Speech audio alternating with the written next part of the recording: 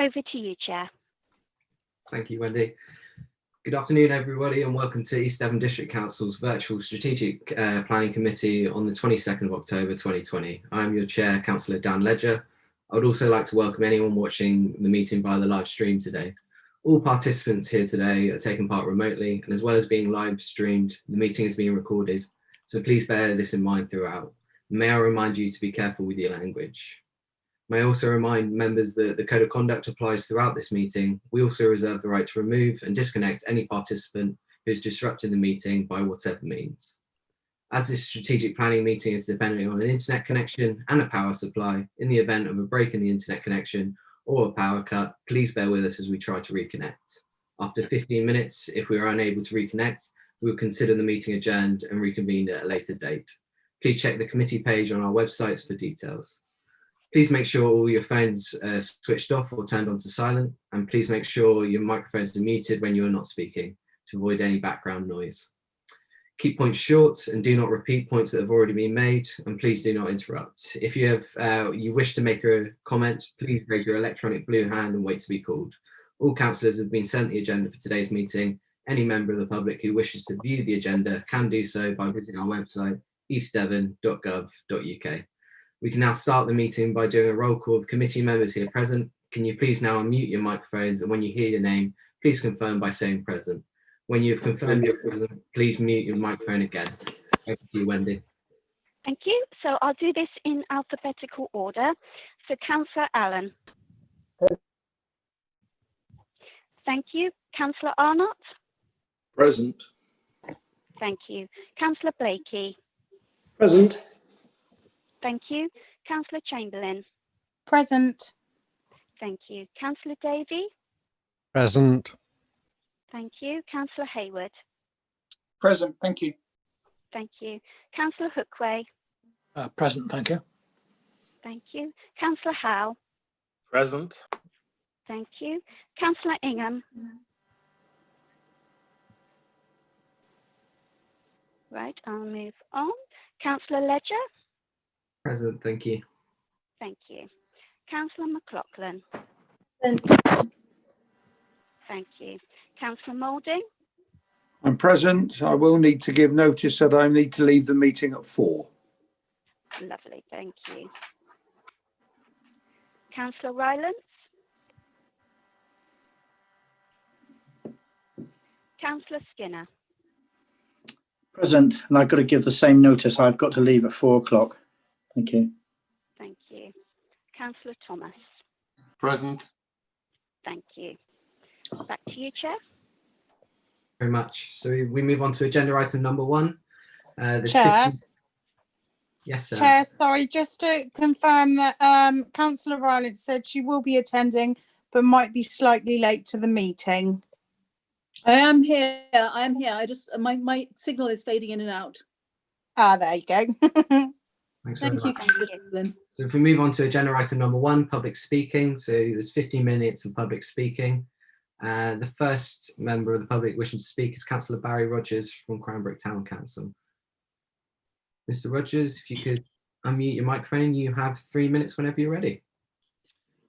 Thank you, Chair. Today, there are 2 propositions on the table, one from the Consortium of Developers and one from the EDDC planning officers, resulting in a choice between delivering a range of town centre facilities now or delivering a more ambitious town centre at some stage in the future, one without clarity over what can be delivered, whether it can be funded, and how long it's going to take to deliver. The committee will have seen that the developer's proposal includes a wide range of amenities and facilities which are far beyond they are obliged to deliver under the existing Section 106 agreement. If their proposal is accepted, we would expect a planning application very soon, and the supermarket, shops, town square, etc. would be delivered in 2022. The 5,000 or so residents who live in Cranbrook are crying out for the delivery of facilities now and not at some stage in the future. Cranbrook is rapidly building out to the east, which means that the majority of residents no longer live within walking distance of the only small convenience store in town. And this encourages the use of the car, which is against our collective ethos of encouraging healthy and active lives. There is an entire town being built, but there seems to be little or no urgency from a planning perspective to recognise the fact that the community desperately needs and is demanding a town centre sooner rather than later. The committee will also have seen the statement from the Cranbrook Strategic Delivery Board, which the Town Council wholeheartedly supports. The other approach being recommended by the planning officers is to develop a supplementary planning document for the town centre. It would include very similar facilities to those in the developer's proposal, as well as some workshops and light industrial units, a hotel, and possibly a leisure centre. There has been no commercial appetite for a hotel to date, and Sky Park recently decided to develop small business light industrial units, which will serve Cranbrook by being within walking and cycling distance. This makes the need for this type of development in the town centre redundant. And leisure centres have proven financially unviable in most locations. Nobody knows how long it would take EDDC to develop an SPD. There is no funding for these extra items and no timescale for delivery, and there is no guarantee that anything will be delivered at all. The developers are not obliged to provide these extra facilities, and the process would rely on take-up from other investors. The Town Council questions whether the District Council has the appetite and indeed the financial ability to borrow in the region of £30 million for compulsory land purchase alone. Mr. Rogers. This figure does not include the delivery of actual facilities. There is an option within the developer's proposal for EDDC to purchase an additional acre of land in the town centre to safeguard for future uses, as well as investment for active frontages along parcel TC2, which would seem a sensible and pragmatic approach, which is achievable with the financial constraints faced by local authorities. In summary, the Town Council, on behalf of the Cranbrook community, urges the committee to approve the developer's approval and to give the Cranbrook community the amenities and facilities in the town centre which we so urgently need. Thank you. Thank you, Councillor Rogers. So moving on to the second speaker, Councillor Ray Bloxham. Ray, whenever you're ready, you have 3 minutes. Thank you. The committee report paints a fairly gloomy picture from the perspective of the County Council. County officers have had positive negotiations with the consortium, which yesterday reached agreement on all the key issues. And this means that from a DCC perspective, the consortium proposal is the favoured route. With agreement reached on the £3 million capital sum for the 3 Section 106 elements of the Children's Centre, Youth Centre and Library, agreement on an upfront contribution of £100,000 towards design work, and agreement reached on land transfer, the community building, which has outline planning consent, is nearly there and would be totally unravelled should the decision today to be to progress a supplementary planning document. At present, County is hiring space in the education campus to deliver children's services. Because they're absolutely necessary, this is an unsatisfactory situation, as is also the fact that there are no local county council youth service facilities available. Rejecting the consortium proposal today will place that project in jeopardy and effectively kill off the ability to deliver the community building ahead of the current trigger points. The recent agreement to deliver small industrial units on Sky Park is a positive step and in my view mitigates against any decision not to provide these in the town centre. In essence, with Sky Park, Hayes Farm and Science Park so close to the town within walking and cycling distance, the whole West End development needs to be considered in the round. In fact, putting small industrial units in Cranbrook would detract from the opportunity to move Sky Park forward. I'm sure that the issue of delivering a town fit for the future will be discussed today. The vision for Cranbrook was set many years ago. Think about how town centres are changing, the shift from retail to social. Think about the economy both before COVID and since. Think about the rise in online retail. Think about working from home. All of these will emerge from COVID eventually, but will they return to where they were before? I doubt it very much. Think also about the proximity of Exeter, 9 minutes away by train, 3 buses an hour, not to mention the out of town retail park at Moore Place. Cranbrook's got to cope with all of these. DCSC County Officer Kerry Denton has provided you a report on the economic comparison of the two options. Clearly, the SPC option would actually give more economic clout, but what Kerry Denton has put to you is that she cannot actually take account of the timescales of both of these two options, and that she compares them like for like. The decision you face today has been described as something like a decision between a bird in the hand and a bird in the bush. But from my point of view, whilst the consortium's proposal might be a bird in the hand, the chances are that the bird will never get into the bush as far as the supplementary planning document is concerned, and it may even die before it does. So 3 minutes, Councillor Bloxham. thank you. So agreeing to move the town centre forward, even with its perceived limitations, would be such a massive boost to the townspeople of Cranbrook, whereas the prospect of many more years with no centre facilities would be so demoralising that there could be an adverse economic impact on the development of the town. So thank you, members. Thank you, Councillor Bloxham. So moving on to Mr. Peter Healy. It's going to be read out by Wendy. Thank you. The following statement has been provided by Peter Healy, a resident of Cranbrook. He would like to make the following comments without prejudice. I strongly urge councillors and planners to take the longer term view when deciding between the two options for the development of Cranbrook Town Centre. To my mind, the polls undertaken by Cranbrook Town Council and the East Devon New Community Partners are invalid because, number one, the polls were taken before people have had a chance to see any details of the proposed Cranbrook Town Centre Master Plan SPD and before the East Devon New Community Partners Plan was finalised. Indeed, the Cranbrook Town Centre report has only just been made publicly available. Number two, the wording of the CTC poll was heavily biased towards supporting the short-term East Devon New Community Partners view. It was suggested that the alternative might be no town centre or supermarket for many years. Number three, we were led to believe that Morrison's would pull out if the East Devon New Community Partners proposal was not accepted, whereas it now appears that it is the East Devon New Community Partners who would cause this to happen. See sections 13.2 and 15.2 of the Cranbrook Town Centre report. Number four, the polls were online and therefore open to abuse.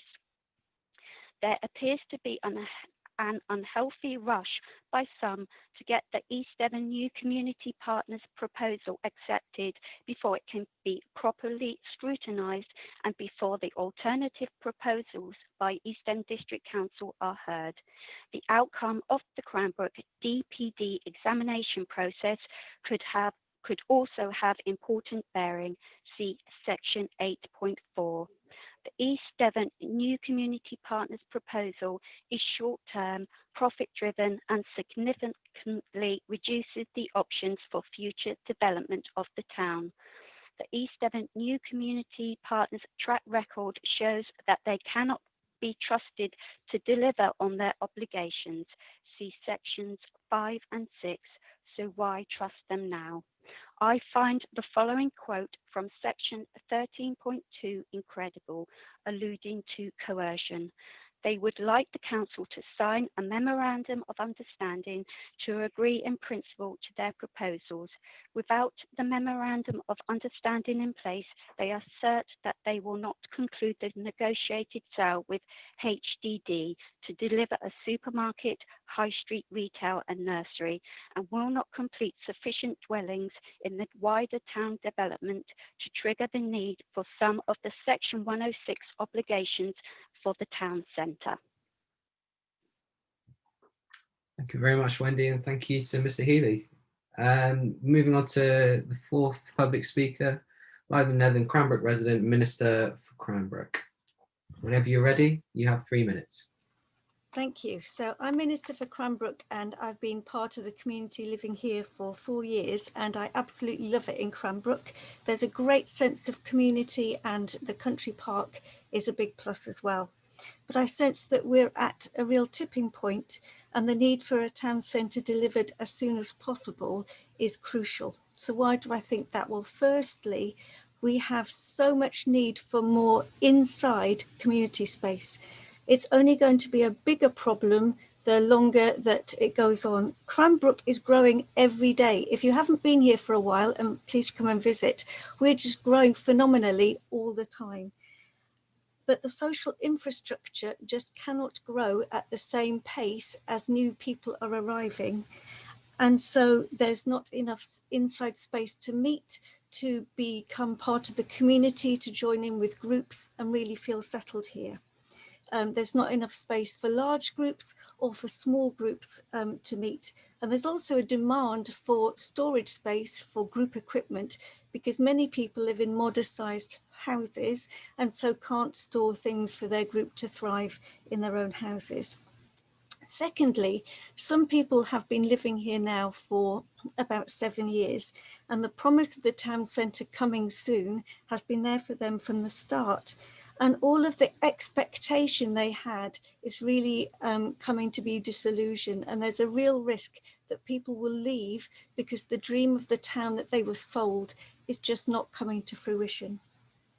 And thirdly, and perhaps most crucially, if we want Cranbrook to be a town rather than just an enormous sprawling housing estate with no character, it does need to have a centre sooner rather than later. I'm one of the moderators of the thriving Belonging to Cranbrook Facebook group. And most of the people on that page are just so hungry for community facilities and shops that are guaranteed now, even if it is a smaller print than it might have been thought to be at one point, rather than a dream of something that could come later. Because for many people, it already is later. And a town without a heart is just an estate, and that was never the plan for Cranbrook. Thank you, councillors and members. Thank you very much for that. So we'll move on to the last public speaker, Andy Richardson, another Cranbrook resident. This is going to be read out by Wendy again. Thank you. So, yeah, the following statement has been provided by Andy Richardson. I have lived in Cranbrook since 2015. One of the things that drew us here to live was the idea of a new town and a new start. Since I have lived here, I have seen many changes to the landscape and what goes on. One thing I was told when buying my house was about how the town centre was going to be built and offer us shopping, eating, etc. We are now in 2020 and in the middle of a pandemic. Still, no town centre is evident. As a resident of Cranbrook, it's not great to know what promises have not been delivered. I'm in favour of something being done now, not on the never never. It is wrong to actually want what has promised by various committees and panels of so-called experts. We desperately need facilities in this town, or we are in danger of becoming a suburb of Exeter and nothing more than a big housing estate. It's time for East Devon District Council and the consortium to deliver on facilities for us. For too long, this has dragged on, and I doubt a trade town centre would work, though it seems to us as residents that nobody cares about what is going on. High council tax rates, extras put on what we pay for, and still nothing from the consortium or East Devon District Council. You need to deliver our facilities that have been promised. At present, nobody has any faith in the decision makers. In fact, many people think those in command are trying to get out of what they have promised to do and see Cranbrook solely as a money-making exercise for the developers. This attitude seems to be persistent in delivering the facilities on a not now when we decide to do it has to stop. We, the residents of Cranbrook, want our town centre and facilities. You need to sit down and work out how to deliver on the promises made and stop shying away from what needs to be done. If this path delivers on If this path delivers on Cranbrook will be just a concrete jungle with little going for it. And whose harebrained idea is it for a hotel?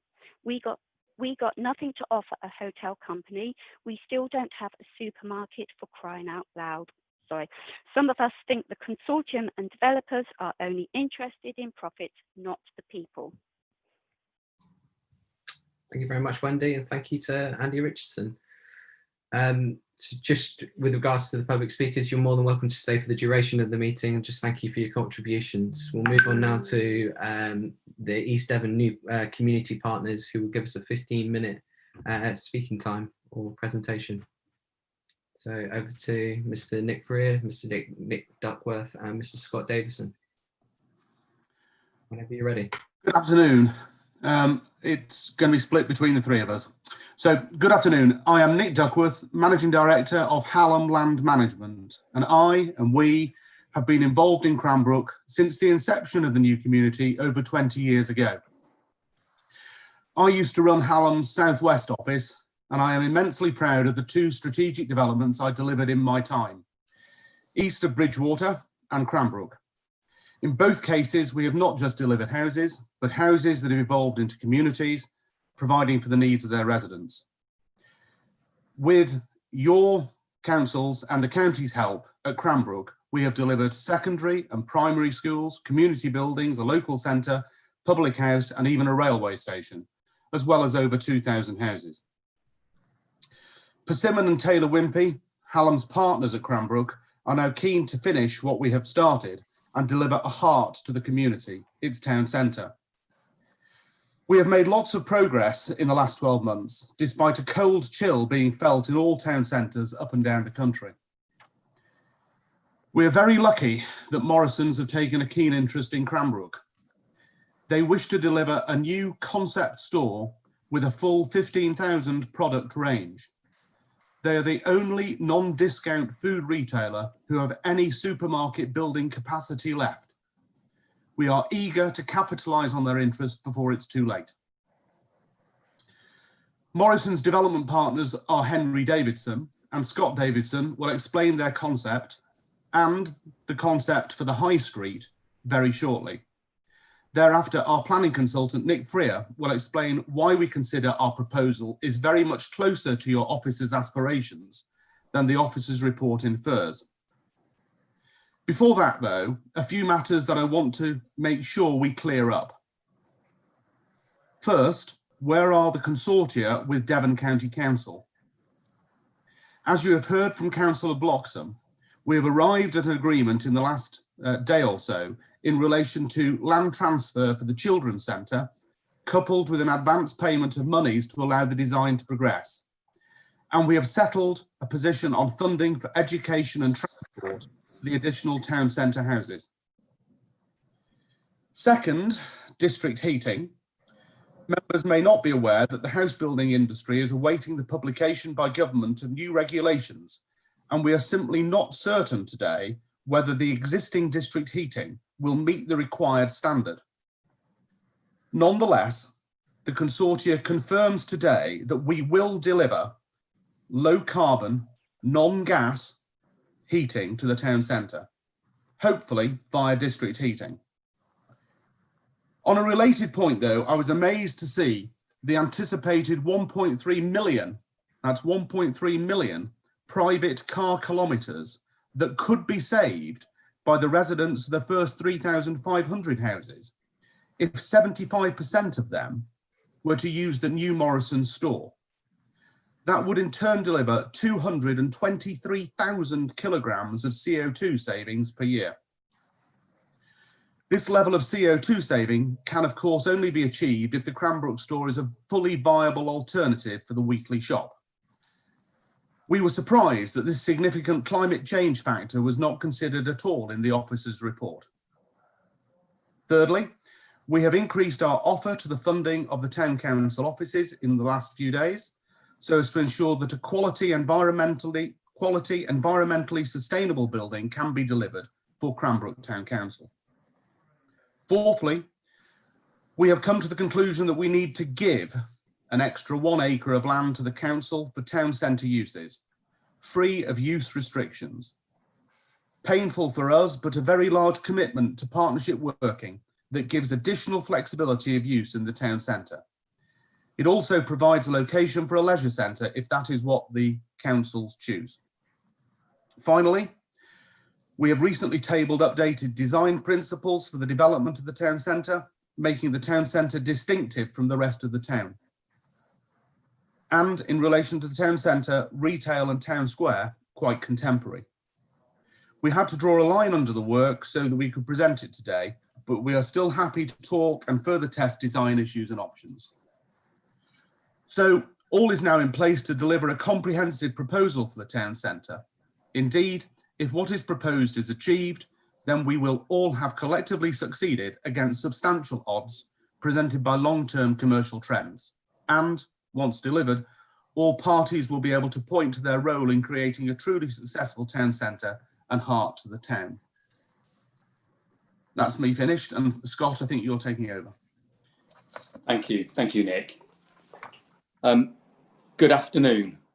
My name is Scott Davidson. I'm the Managing Director of Henry Davidson Developments. We're a retail-led mixed-use specialist.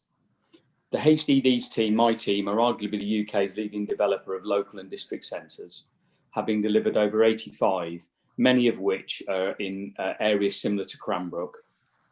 And as Nick mentioned, we've been appointed by the consortium to deliver the town centre retail element, subject to planning clearly.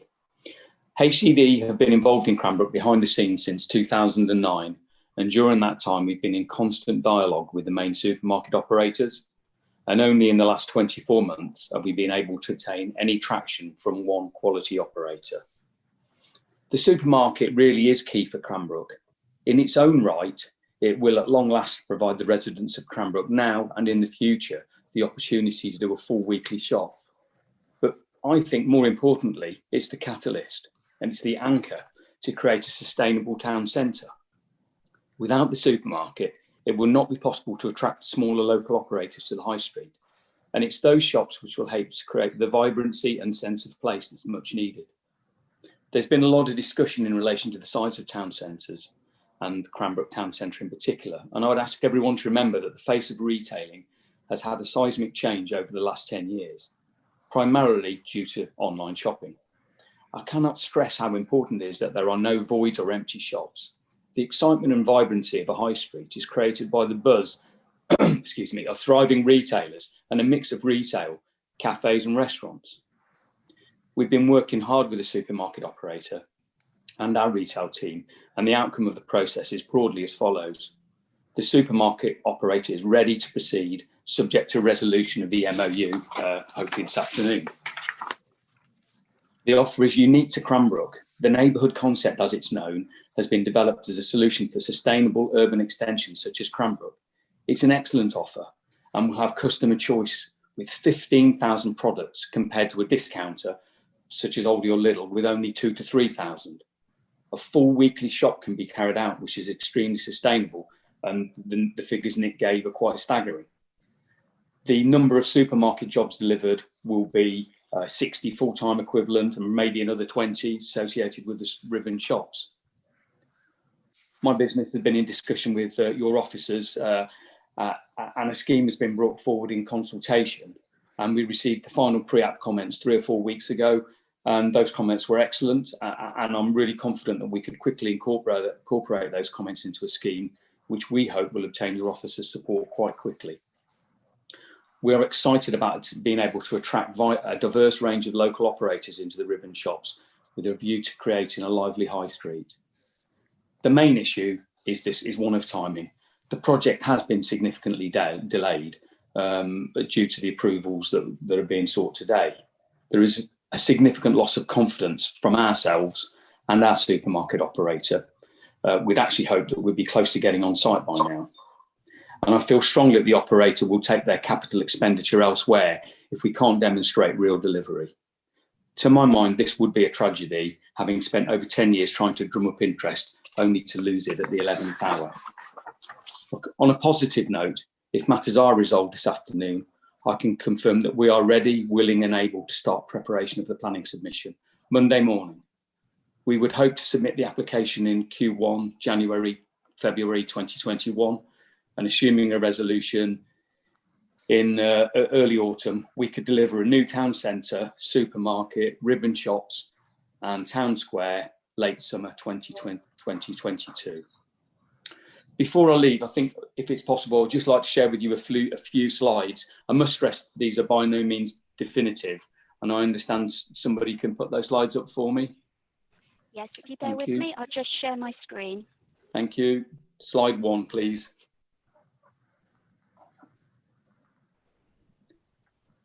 I'm not going to dwell on these because this isn't the forum, but it was really just to show, this shows the potential layout and plan form with the supermarket on the right, leading down, as you know, the site's got a big slope on it, so that will be level, leading down to the town square in the middle, flanked either side by the 2 U shapes, which are retail at ground floor with residential above, and that residential is dual frontage. So from behind it looks like houses, and front it looks like retail with housing above. So there's no back of house, and there's also a children's day nursery.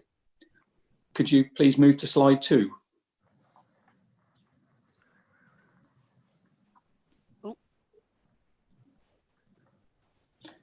So this is a potential view of the new square. On this particular day, the square's is holding a farmer's market, but it really could be anything.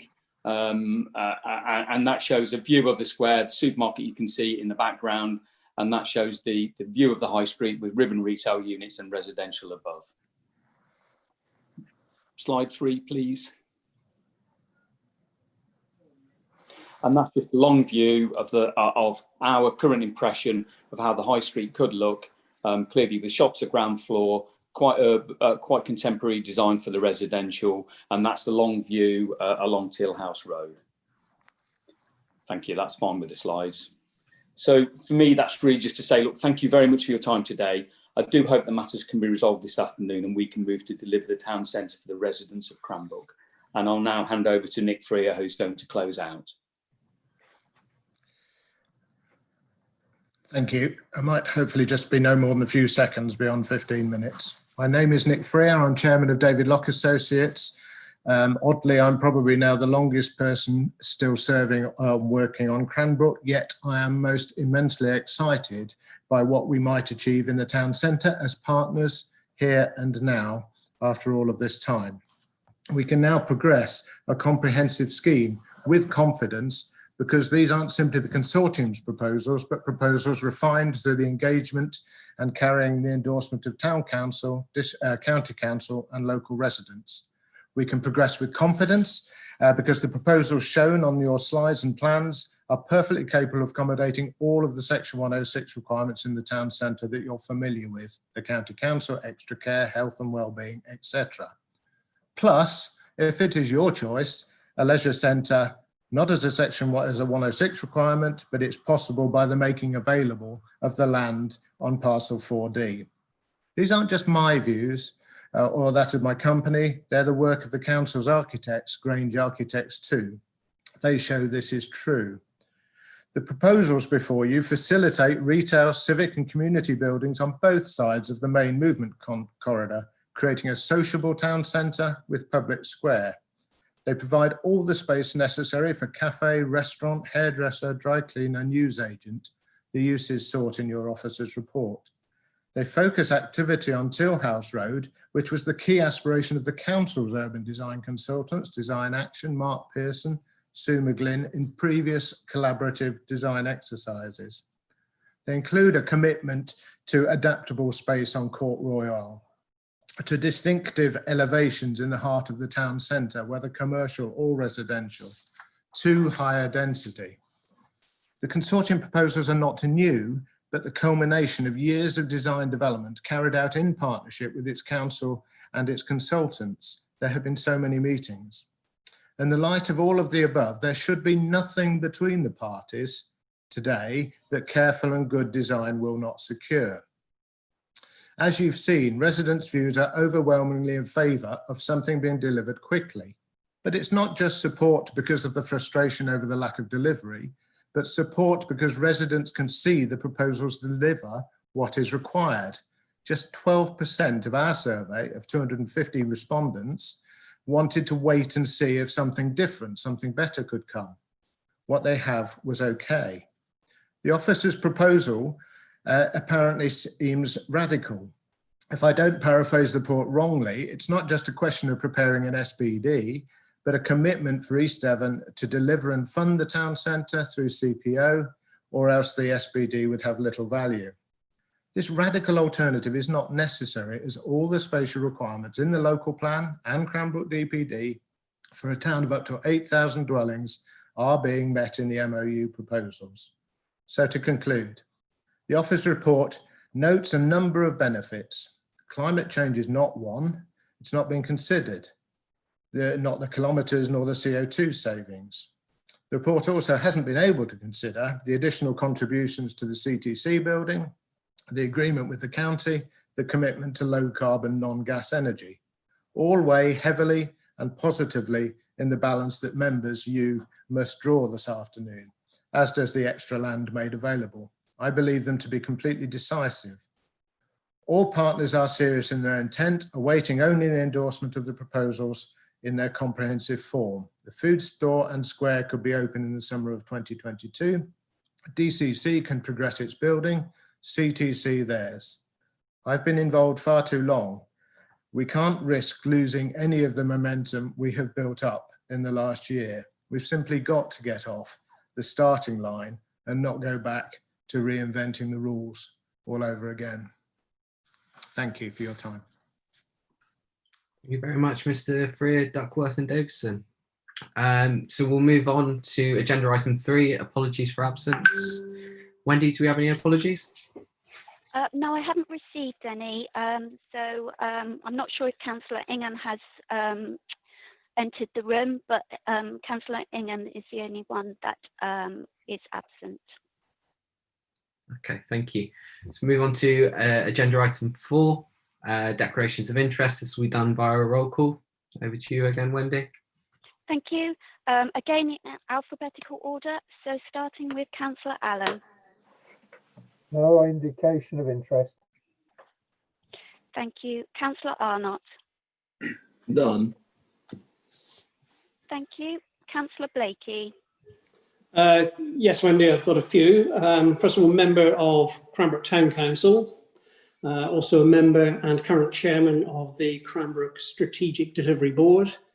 And I'd also like to make the point that I have attended many meetings with the developers and officers at Cranbrook and about Cranbrook since May 2015, both as a town and district councillor, and all in connection with the development of Cranbrook. Thank you. Thank you. Councillor Chamberlain. Yes, I have a declaration of interest that I own a small holding in Broadcliff Station, which is on the edge of Cranbrook. Thank you very much. Councillor Davey. Nothing. Thank you. Councillor Hayward. Yeah, personal interest, if I may. My daughter lives on Cranbrook. Thank you. Councillor Hookway. None, thank you. Thank you. Councillor Howe. A retailer, village store in St Mary, and obviously being a director of a couple of large wholesale grocery store sets of grocery stores in the past as well. Thank you. Councillor Ledger. Just that I'm a member of the Cranbrook Strategic.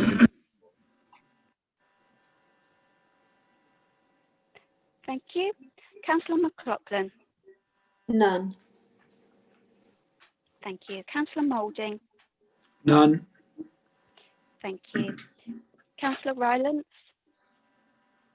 I'm a parish councillor for Broadcliff Council, which is next door and has, been quite involved in Cranbrook. A former district councillor for Cranbrook and current councillor in Broadcliff Ward, which abuts Cranbrook. Thank you. Councillor Skinner. None.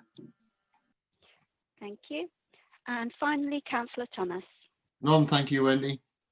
Thank you. Thanks very much, Wendy. So moving on to agenda item number 5, matters of urgency. There are no matters of urgency we wish to discuss. Agenda item number 6 is confidential and exempt items. There are no confidential or exempt items which officers recommend should be dealt in this way. So we'll move on to the headline item, which is agenda item 6, Cranbrook Town Centre, which is page 3. Ed Freeman, over to you to present a report. Thank you, Chair. Members will be pleased to know that I'm not going to try and present all 77 pages of this report verbally. That would take a long time. You're no doubt keen to get to the debate. I would, however, like to draw out some key points of context and key issues to consider, and also update members on officers' response to the updated offer from the new community partners, which you've heard about and was sent round to members earlier this week. The report before you intentionally looks back at the original context for Cranbrook and the vision for the town. It's important to not lose sight of what was originally envisaged when considering each of the proposals in front of you today. Cranbrook was envisaged to be a largely self-contained community with services and facilities provided within easy reach of residents to minimise outward travel. This principle dates back to the earliest mention of Cranbrook in planning policy and throughout many of the documents and strategies submitted by the developers in support of their proposals over the years. It is fundamental to the sustainability of the town and remains the vision for the town today as embodied in the Cranbrook Plan DPD, which is currently at examination. Policy CV22 of the Cranbrook Plan is clear in seeking a self-supporting town capable of meeting most of its own retail, commercial, economic and social needs. A town centre focused around the Market Square, which is a multifunctional space used for cultural purposes, recreation and outside market trading. Town centre provision of a health and wellbeing hub, leisure centre, civic centre, library, children's centre, youth centre and extra care housing. Commercial uses to support the delivery of the town centre and encourage the emergence of cultural, retail, commercial and social activity. Residential development within the town centre to be high density and specifically on upper floors above shops and other commercial premises, and land on the periphery of the town centre only to come forward for residential purposes where it can be demonstrated that it is not required for retail, commercial or community uses, and even then that it should be high density and adaptable at ground floor level to allow future conversion to business and retail units. This policy, while currently at examination, has been subject to extensive consultation with few objections received and has been agreed by this council and so can carry significant weight, albeit not full weight at this point. The fundamental principle behind it is also embedded in Strategy 12 of the adopted local plan. There is no expectation in the policy, or indeed in the outline planning permission for Cranbrook, that the developer consortium would deliver everything sought within the town centre. Other private investment and infrastructure providers were always envisaged to play their part, which is why the planning permission only places some requirements on the consortium as detailed in the table on page 8 of the report. Some of these requirements are overdue, others the consortium proposals look to bring forward early.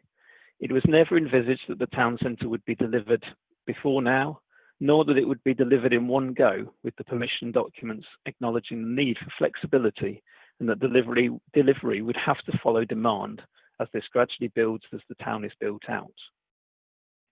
Turning to the proposals before you, discussions over the town centre, as has been said, have taken place for many years now without agreement being reached. Most recently, discussions have been through the Cranbrook Strategic Delivery Board and have led to the proposal before you today. The consortium seek agreement to a Memorandum of Understanding, which is effectively an agreement in principle to their proposals, which they would then have to pursue through planning applications. The consortium assert that without the assurance of the MOU, no such applications will come forward. HDD and Morrison's may well walk away, and progress on the town centre will once again stall. They say that assurance about the mix of uses on town centre land is needed to enable the HDD proposals to be viable and to proceed. To try and summarise the proposal and officers' views on it, I think it is helpful to consider a few key questions. To my mind, the first question before members today is, does the proposal from the Cranbrook Consortium deliver to the requirements for Cranbrook Town Centre that this council has consulted on, gained broad support for and agreed for in inclusion in the Cranbrook plan. In officers' opinion, even the latest revised offer from the consortium does not achieve these requirements. As amendments to the offer outlined in the report, the consortium are now offering parcel TC4D to the council without limitation on its use, an increased contribution to the town council facility, now totalling over £590,000, and a commitment to continue to try and deliver district heating to the town centre, and if not, a low carbon alternative solution. Other design proposals have also been made and are noted as well. These changes are welcomed by officers, noting that some of the additional monies for the town council building is reallocated from other infrastructure, thus leaving these costs to be borne by others. As explained in the report, officers do not consider that the offer enables the town to be self-supporting, since it does not deliver sufficient commercial, economic and social spaces that are likely to be needed for a town of nearly 8,000 homes when fully built out.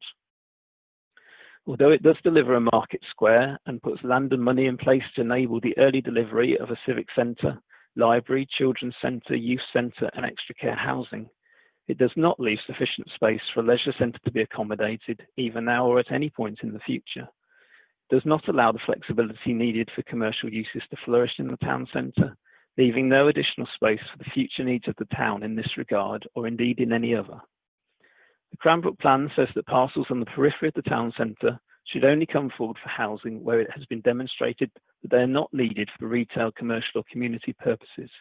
The consortium have not demonstrated this.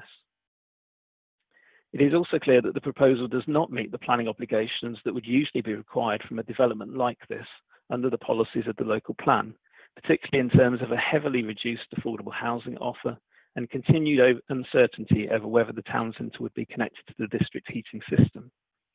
Other contributions towards open space, sports provision and the delivery of the health and wellbeing hub are also notably missing from the offer, leaving a shortfall of over £2 million in infrastructure funding. It is clear, therefore, that the offer does not meet the policy requirements. The second question, to my mind, should therefore be whether there are sufficient grounds to depart from policy in considering the offer that is before you.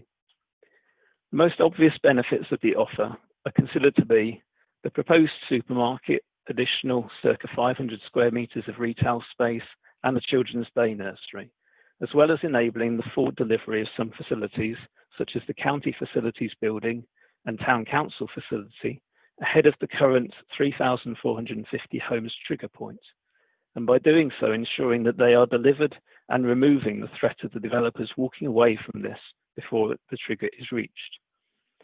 This is known to be a big concern to the town council and also Devon County Council, whose infrastructure is subject to this trigger point. These are not insignificant benefits and have clearly helped to garner support from the Cranbrook Strategic Delivery Board and some within the town. However, other towns of the size of Cranbrook could expect to have 2 or 3 supermarkets and as a minimum the retail and commercial spaces, and so I believe that these benefits would be delivered sooner or later. The 3,450 trigger point for some infrastructure is a concern, and it's unclear how big a threat this is. The trigger was set at a time when the consortium would have been bringing forward much more of the expansion areas than is now the case, ensuring a longer-term commitment to the town. However, there remains significant incentive to build the remaining homes beyond the trigger point and a fallback of reprioritising funding from the expansion areas if the worst were to happen. The real benefit of the offer is bringing elements forward early.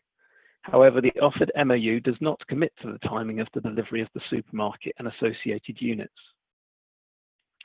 Members would also be aware that we would usually only depart from policy in terms of planning obligations where it's demonstrated that it's not viable for the developer to deliver the required infrastructure. A viability sketch has been provided, but it does not meet the requirements of government guidance and does not, in officers' opinion, provide the necessary information to demonstrate that a policy compliance scheme cannot be achieved, both in terms of delivering the required planning obligations and the missing commercial and community spaces envisaged by policy. No doubt members will also want to give weight to the views of the community. You'll see that some surveying of the community views on the consortium proposals have taken place, demonstrating support overall. I would, however, flag up that none of these consultations presented any real alternative to the consortium offer, nor indeed could they, since the alternative proposals that could be incorporated into a supplementary planning document are only being presented to members today. The consultations have largely been a choice between something or nothing, and their results don't tally with previous consultation work. As noted in the report, previous consultations focusing simply on what residents want have shown a clear desire for a leisure centre, something that is not on offer, and neither is land for its subsequent delivery. Nevertheless, the views of the community, delivery board and other consultees are important, and comments are appended to the report and show a range of views both in support of the consortium proposals and raising a number of concerns. The third key question for me is what, if any, harm would arise by agreeing to the consortium's offer? The consortium's proposals hinge on being able to deliver housing on the remainder of the town centre land, not shown in their proposals for other uses. It is this element that causes officers the greatest concern, as determining uses for every parcel of land within the town centre now removes any flexibility for it to meet new and emerging needs of the town in the future. Cranbrook is a town of just over 2,100 homes, but it is planned to grow to over 7,800. It is going to take many years to build out the rest of the town, and yet the town centre has to support the town as a whole for decades to come.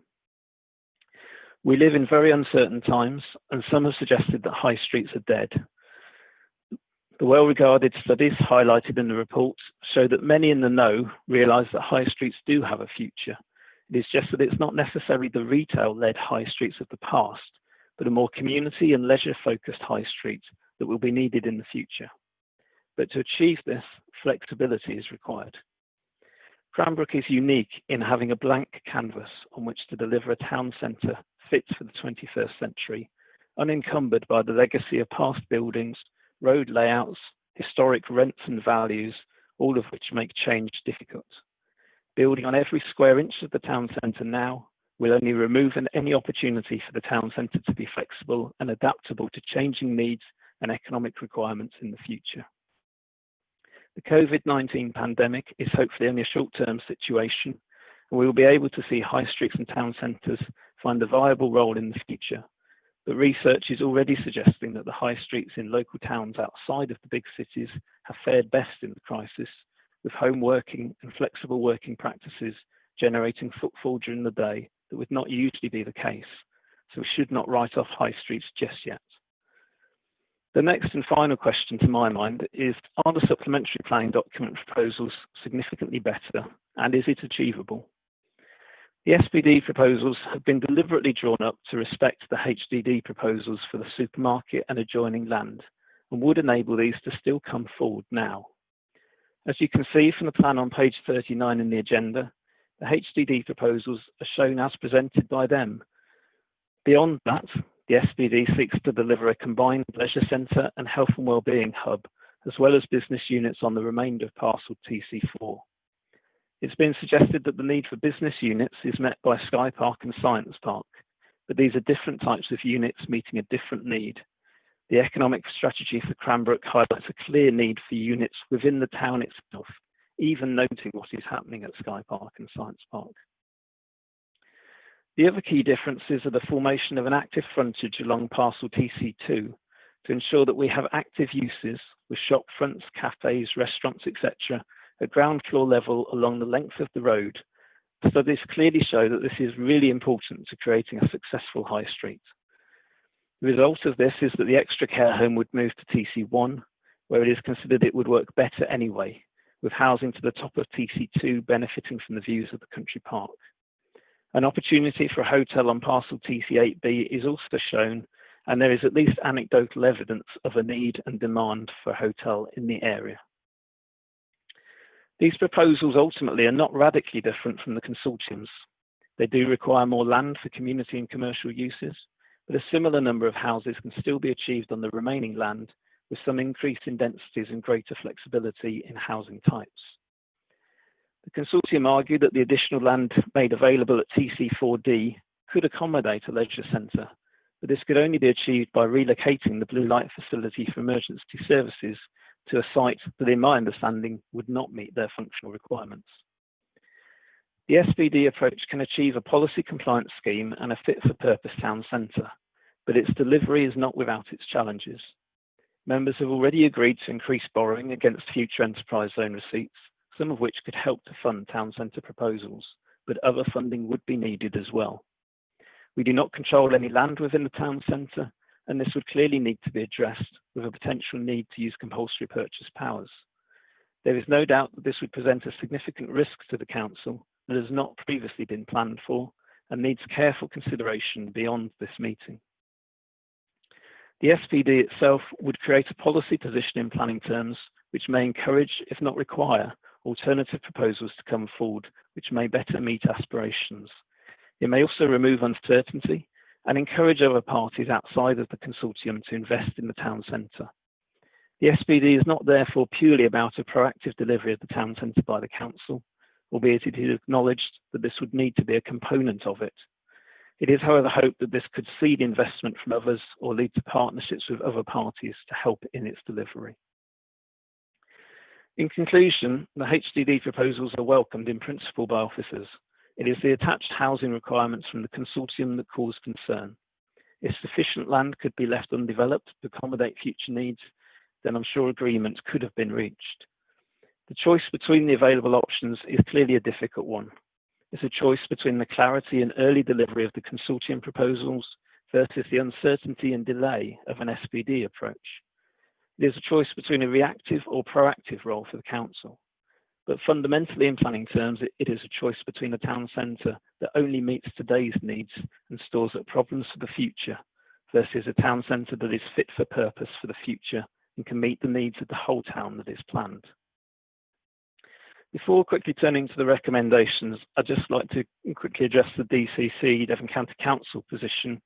I think it's been said by a number of parties now that agreement has been reached. I should just qualify that, I suppose, by saying that the news I've had from officers is that while there's some in principle agreement, there are details that have yet to be agreed. And any deal between officers obviously would need to be agreed by Cabinet at Devon County. Just turning to the recommendations then, members are asked to advise the consortium that the council is not minded to enter into the MOU based on the proposals today, but to continue negotiations in the hope that a solution can be found. In the meantime, members are asked to agree that work continues on the draft SPD and a report to be taken to Cabinet on potential funding for the proposals. The SPD, the funding position, and any revised proposals from the consortium can then be considered by the committee at its December meeting. There is also a recommendation for a report to consider alternative delivery models as a wider piece of work for the local plan. This is so that we can learn from the issues that Cranbrook has raised and the way in which it has been delivered. Thank you, Chairman. Thank you very much, Ed Freeman. So as usual, we'll start with non-committee members. If you could start by raising your electronic blue hand, and I'll call you in order. So we start off with Councillor Marianne Richardson, whenever you're ready. Thank you, Chair. My comments are on the report which was submitted for the committee. And I refer first to the district heating and 17.3, where it does mention about a gas main. Well, I hope this is not going to feature in future development because that would be retrograde with regard to climate action. And there shouldn't be any retrofitting because developers have the benefit of economies of scale. And at the moment, the government is looking at air source or ground source heat pumps as an alternative if the district heating network would potentially be a problem. Also, I believe that we somehow must move forward with regard to building standards, and we must adopt passive house, German style building standards to make houses more energy efficient. This will be good for everybody. It'll be good for the environment and good for the people who live there because they will have lower bills. With regard to item 11.3 and the comments about leisure centres, I agree with this, that this is needed because it is a young community and people do want these sort of facilities. However, As we've discovered in recent debate, swimming pools are very expensive to run. But another option that the local community want are sports facilities, which seems to be a very viable and very suited to this younger profile of people who are living in Cranbrook. But I would mention that Sport England's site has comments on their site which says that the trend with commercial pools is for them to be shallower and smaller in size, and this is aimed at the fitness stroke aerobic stroke recreation markets, which I think would be probably a better fit than a bog standard swimming pool. Finally, with regard to 22.6, which mentions about hub commuting, we now know because of COVID-19 that not everybody wants 100% commuting or 100% home working, particularly if you have a smaller home. So a flexible work hub does sound like a good option, and it would bring people into potentially the new town centre and would give more viability there. It also, you never know what might spin off from this with entrepreneurs meeting up with one another. Also, there was a mention about in the report of Tiverton and the pannier market. Now, these are very popular elsewhere in North Devon, and this, rather than farmers market out on the street in the wind and the weather, if this facility could perhaps be adopted, this would provide an all-weather flexible sales space. Perhaps we need to just think outside the box with this, give an outlet for farmers, craft producers, small businesses. And it means that we would also have an alternative at Cranbrook to give individual businesses a boost rather than trying to compete with clone town Exeter. Those are my comments. Thank you very much, Chair. Thank you, Councillor Richardson. So we'll move on to Councillor Kim Bloxham, Ward Member for Cranbrook. Thank you. Good afternoon, everybody. Firstly, I would like to declare a personal interest that I have attended many meetings with the consortium facilitated by either this council or Cranbrook Town Council. I'm also the East Devon representative on the Cranbrook Strategic Delivery Board and a member of Cranbrook Town Council. Between 2012 and 2015, Cranbrook saw delivery of some neighbourhood shops, a multi-purpose building, 2 schools, a GP surgery and a railway station, subsequently a pub, but otherwise we've only seen delivery of houses. We now stand at approximately 2,100 homes, more than 5,000 people, and a town centre is desperately needed. The only food shop is a small convenience store in the neighbourhood centre in phase 1, and that is too far from the more recent developments for residents to walk to get a newspaper or a pint of milk. It's quicker for them to drive to a supermarket outside of Cranbrook than it is to walk to this small store with a limited range of product. Hence, this is creating increased use of the car. Many community surveys have been carried out in Cranbrook, and some of that is highlighted in Mr. Freeman's report. In these surveys, residents have consistently commented on the lack of facilities. Sadly, surveys have happened, but action and delivery as a result has not. Many thousands of pounds have been spent on consultations and consultants planning Cranbrook. Sadly, very little has come to fruition. Most notably, after many meetings and many thousands of pounds spent, a report was published by CABE, Commission for Architecture and the Built Environment, in March 2015. We had the opportunity then to deliver an enhanced town hall with a library and workshop, office potential, a cafe and maybe an auditorium for films and live performance. The project also included delivering a leisure centre with swimming pool as part of a combined health and wellbeing hub. These were key buildings which were intended to frame and kickstart the town centre. This had consortium support with delivery and funding being brought forward. Again, agreement couldn't be reached between partners and there was no delivery. A deed of variation to the Section 106 is being discussed at present, 2 years in the discussion stage. This, amongst other items, would deliver a sports pavilion for Cranbrook. Planning officers in early June this year pulled the DOV on the day solicitors were within an hour of signing the document because they'd withdrawn support for the Section 106 contributions involved, having previously agreed them almost a year before. We're now in mid-October. Officers are leading on the delivery of the pavilion, but negotiations are very slow. I could give you so many more examples, but I only have time for a few to give you a flavour as to why the residents of Cranbrook are feeling disillusioned, frustrated, disengaged and not part of East Devon. The proposal being offered via the MOU from the consortium isn't perfect, but with 81% of residents voting to have delivery of a town centre now, even if it is a more compact town centre than planned in 2010, I support those residents. more than 1,000 respondents, which is quite a representative number. The SPD timetable outlined in the officer's report indicate the SPD will present it to Cabinet late summer, early autumn 2021. The consortium's proposal opens a food store in 2021-22. I urge the committee to reject the SPD route, as I believe that will go the same way as previous projects highlighted earlier, delivery of nothing for many, many years or never.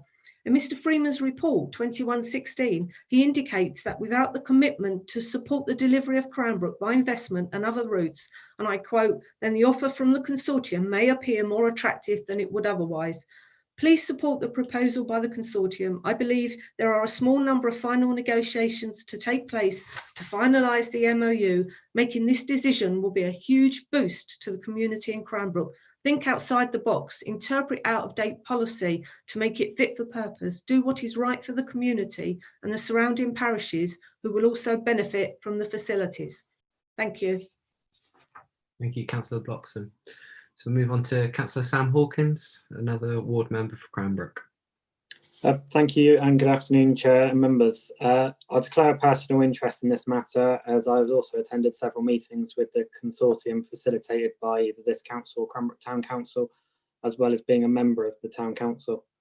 I feel the entire crux of this issue is summed up in paragraph 21.16 of the report before members today. It says, if the council is willing to invest in the delivery of Cranbrook, it has the ability to do so. I make two observations from this. Firstly, there has been no willing within this council to invest in Cranbrook to date. You'll have now all heard several times about facilities provided by the district and other established towns which are not provided in Cranbrook, resulting in these obligations falling to the Town Council.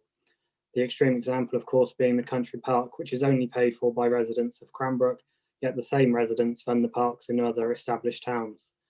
This council also refuses to buy or build council homes in Cranbrook as it does not want to provide the ancillary services, for example, a community development worker, which is currently funded by the Section 106 monies, but when this runs out will again need to be funded solely by the residents of Cranbrook. Residents have had no choice but to accept this position and have worked hard to make the best of this. This has naturally led to a feeling within the town of not really being part of East Devon, with Cranbrook only here to be the cash cow of the district. Secondly, how much appetite is there in this council to right this wrong? The SPD provides members with an opportunity to say to the residents of Cranbrook, East Devon District Council knows best. Experience shows it really does not. The very next paragraph of the report, 21.17, discusses fundamental flaws in the historic strategy East Devon District Council has taken. The consortium's put forward a deliverable plan for a modern town centre, which, while smaller in scope, provides something tangible. The SPD route appears ambitious and is caveated throughout the report that there are numerous unknowns. Taking the leisure centre as an example, it is noticed that it could cost up to £10 million, and the request from East Devon to the consortium is just 0.27 million, up 2.5%. When you factor in inflation and other issues, this figure becomes quite immaterial quite quickly. It's an important observation to make that Exeter is nearly finished building a state-of-the-art leisure centre in the city centre with swimming pool just 9 minutes away from Cranbrook, at no cost to East Devon, yet still fully accessible by East Devon residents. I'd also note that developers of Cranbrook will be funding the SANGS provision for the whole district. This provides environmental relief for several developments, not just Cranbrook, yet the cost of this is being absorbed by Cranbrook residents through their Section 106 allowance, for want of a better phrase. A significant majority of residents have asked the Town Council and the ward members to support the consortium plan. While acknowledging that the consortium plan is far from perfect, I agree with this.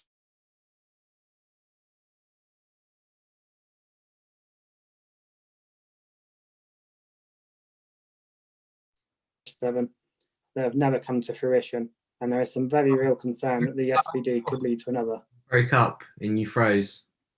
Can you just repeat the last sentence? Yeah, I'll start the paragraph unless I've gone too far. A significant majority of residents have asked the Town Council and more members to support the consortium plan. While acknowledging the consortium plan is far from perfect, I agree with this view, and so I must discharge my duty to support the wishes of the community who have asked me to represent them. For many people, actions speak louder than words. Cranbrook has seen many ideas from East Devon that have never come to fruition, and there is a real concern that the SPD could lead to another. There are many hoops that must be jumped through to get the SPD off the ground. The timescale of 12 months appears based on previous experience unrealistic. The DPD was being discussed at one stage as being finalised in 2016. The report looks to compare Tiverton with a theoretical fully built Cranbrook. One of the key issues of this comparative understates the impact that is the proximity of Exeter. Being this close to a city, Cranbrook is already 10 minutes away from a large Tesco, Sainsbury's, several retail parks, including a new one being built at Junction 29. It's difficult to see from a commercial point the benefit for any retail providers to come to Cranbrook. From this, we cycle back to the need for a modern 21st century and now post-COVID town centre to be different, to bring amenity space and to provide physical services that you cannot purchase online. This appears to be provided by both routes. At 12.2, it is stated that it is never envisaged that a commercial interest would come forward at this stage. Yet the first paragraph in 1.1 is noted that the ambition for Cranbrook was to bring forward retail and amenities to ensure that the first residents had no need to seek these outside the community. So if this demand was not anticipated, this was clearly a failing in the planning. The government's inquiry, High Streets and Town Centres in 2030, noted that the barriers to business are high fixed costs, which include business rates. Any delay to the development of Cranbrook Town Centre only serves to waste the enterprise zone designation, both in terms of the zero rates available until March 2022 and the 100% retention. Both of these only carry value if there are businesses actually present. Ultimately, what is before members today strikes me as a bit of a West Lothian question. For those unfamiliar with what this is, it comes from a parliament where in England, having no devolved parliament, matters only affecting England are still voted on by Scottish, Welsh and Northern Irish MPs, despite there being no direct implications on them. Development of Cranbrook will have minimal impact on those outside the town, excluding probably the surrounding villages. So to take the most extreme example of this, the residents of Axminster will likely be unimpacted by a decision made today. I appreciate that we're all here to represent the district, but I'm sure you can respect the principal point I'm making here. Those whose lives will be affected by this decision have asked to strongly consider the offer put forward by the consortium. Yes, it is not what we would want in an ideal world, but we live in a far from ideal world and residents want delivery. I struggle to see how the district will be able to provide an outstanding town centre in Cranbrook from a financial and resource perspective, and therefore ask that the consortium's proposal is supported. Thank you. Thank you, Councillor Hopkins. Can I ask if any other non-committee members wish to speak, that they raise their blue hand now before we move it into the committee? No, okay, so we'll move it into committee. Councillor Mike Allen, you're up first. Thank you. I really have some questions for Ed Freeman before I make any further comments. Apparently the consortium have raised their offer by an additional £590,000. Is that correct?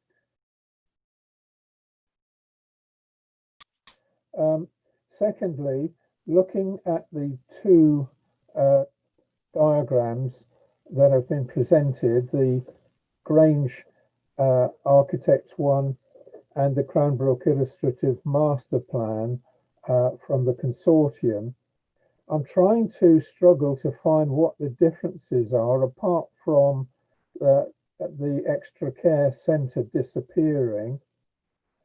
But I would like some definition of what was in the DPD with regard to sections TC7, TC8 and TC7B, TC7A, TC7B and TC8.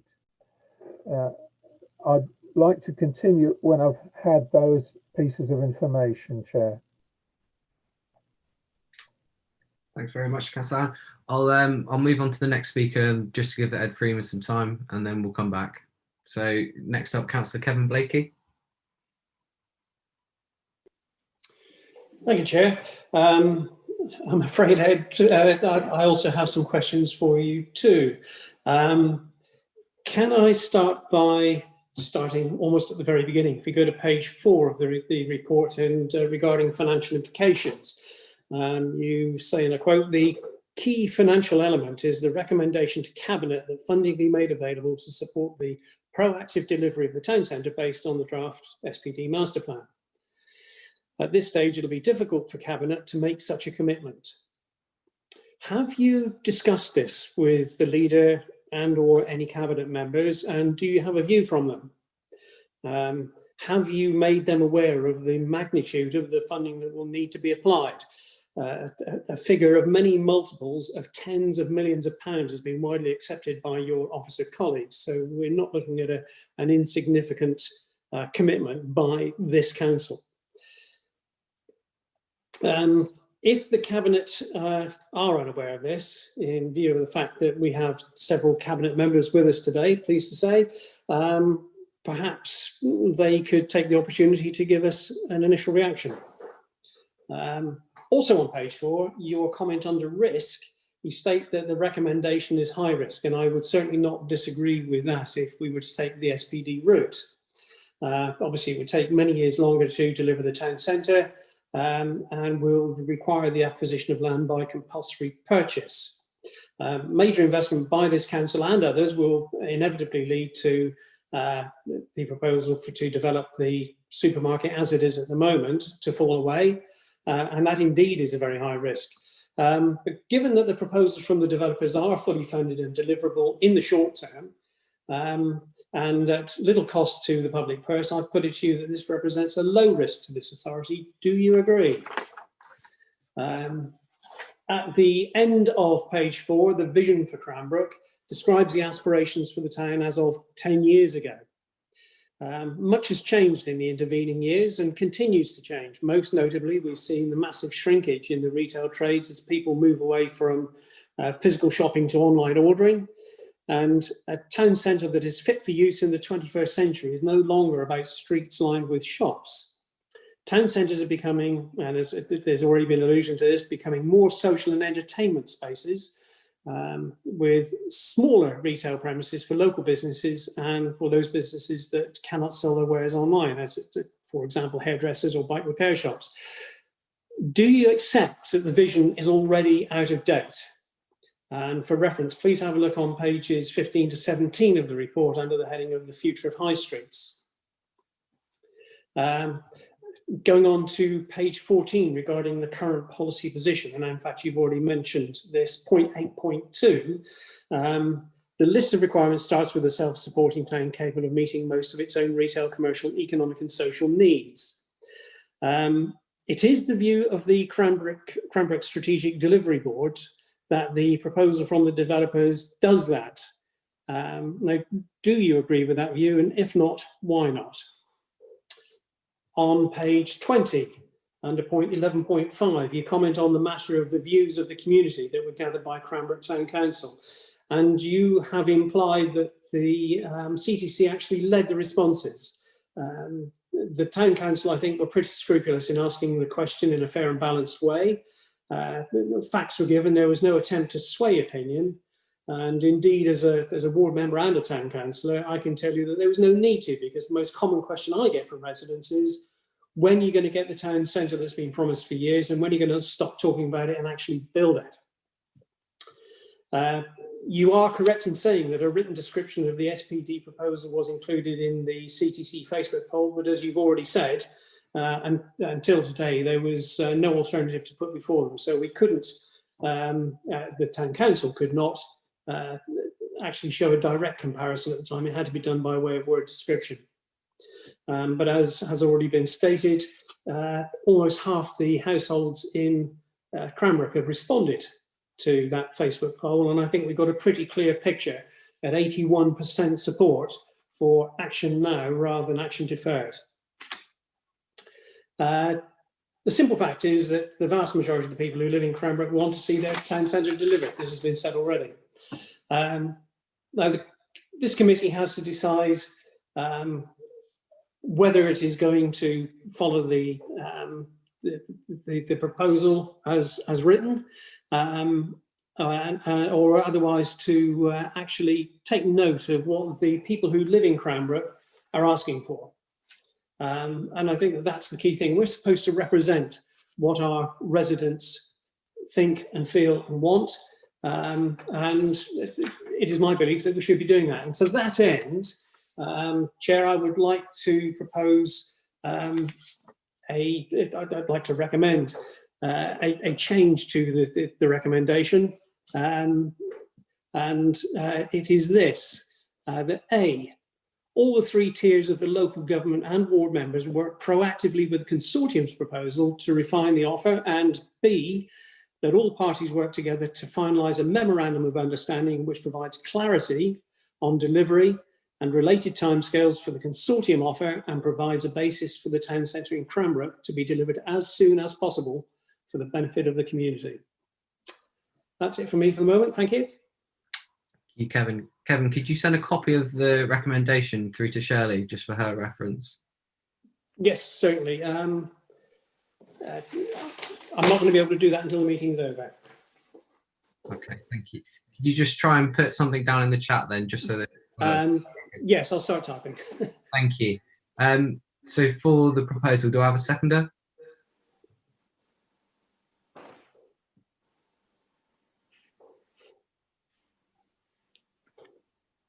Chair, I will second. Councillor Moulding. Thank you, Councillor Moulding.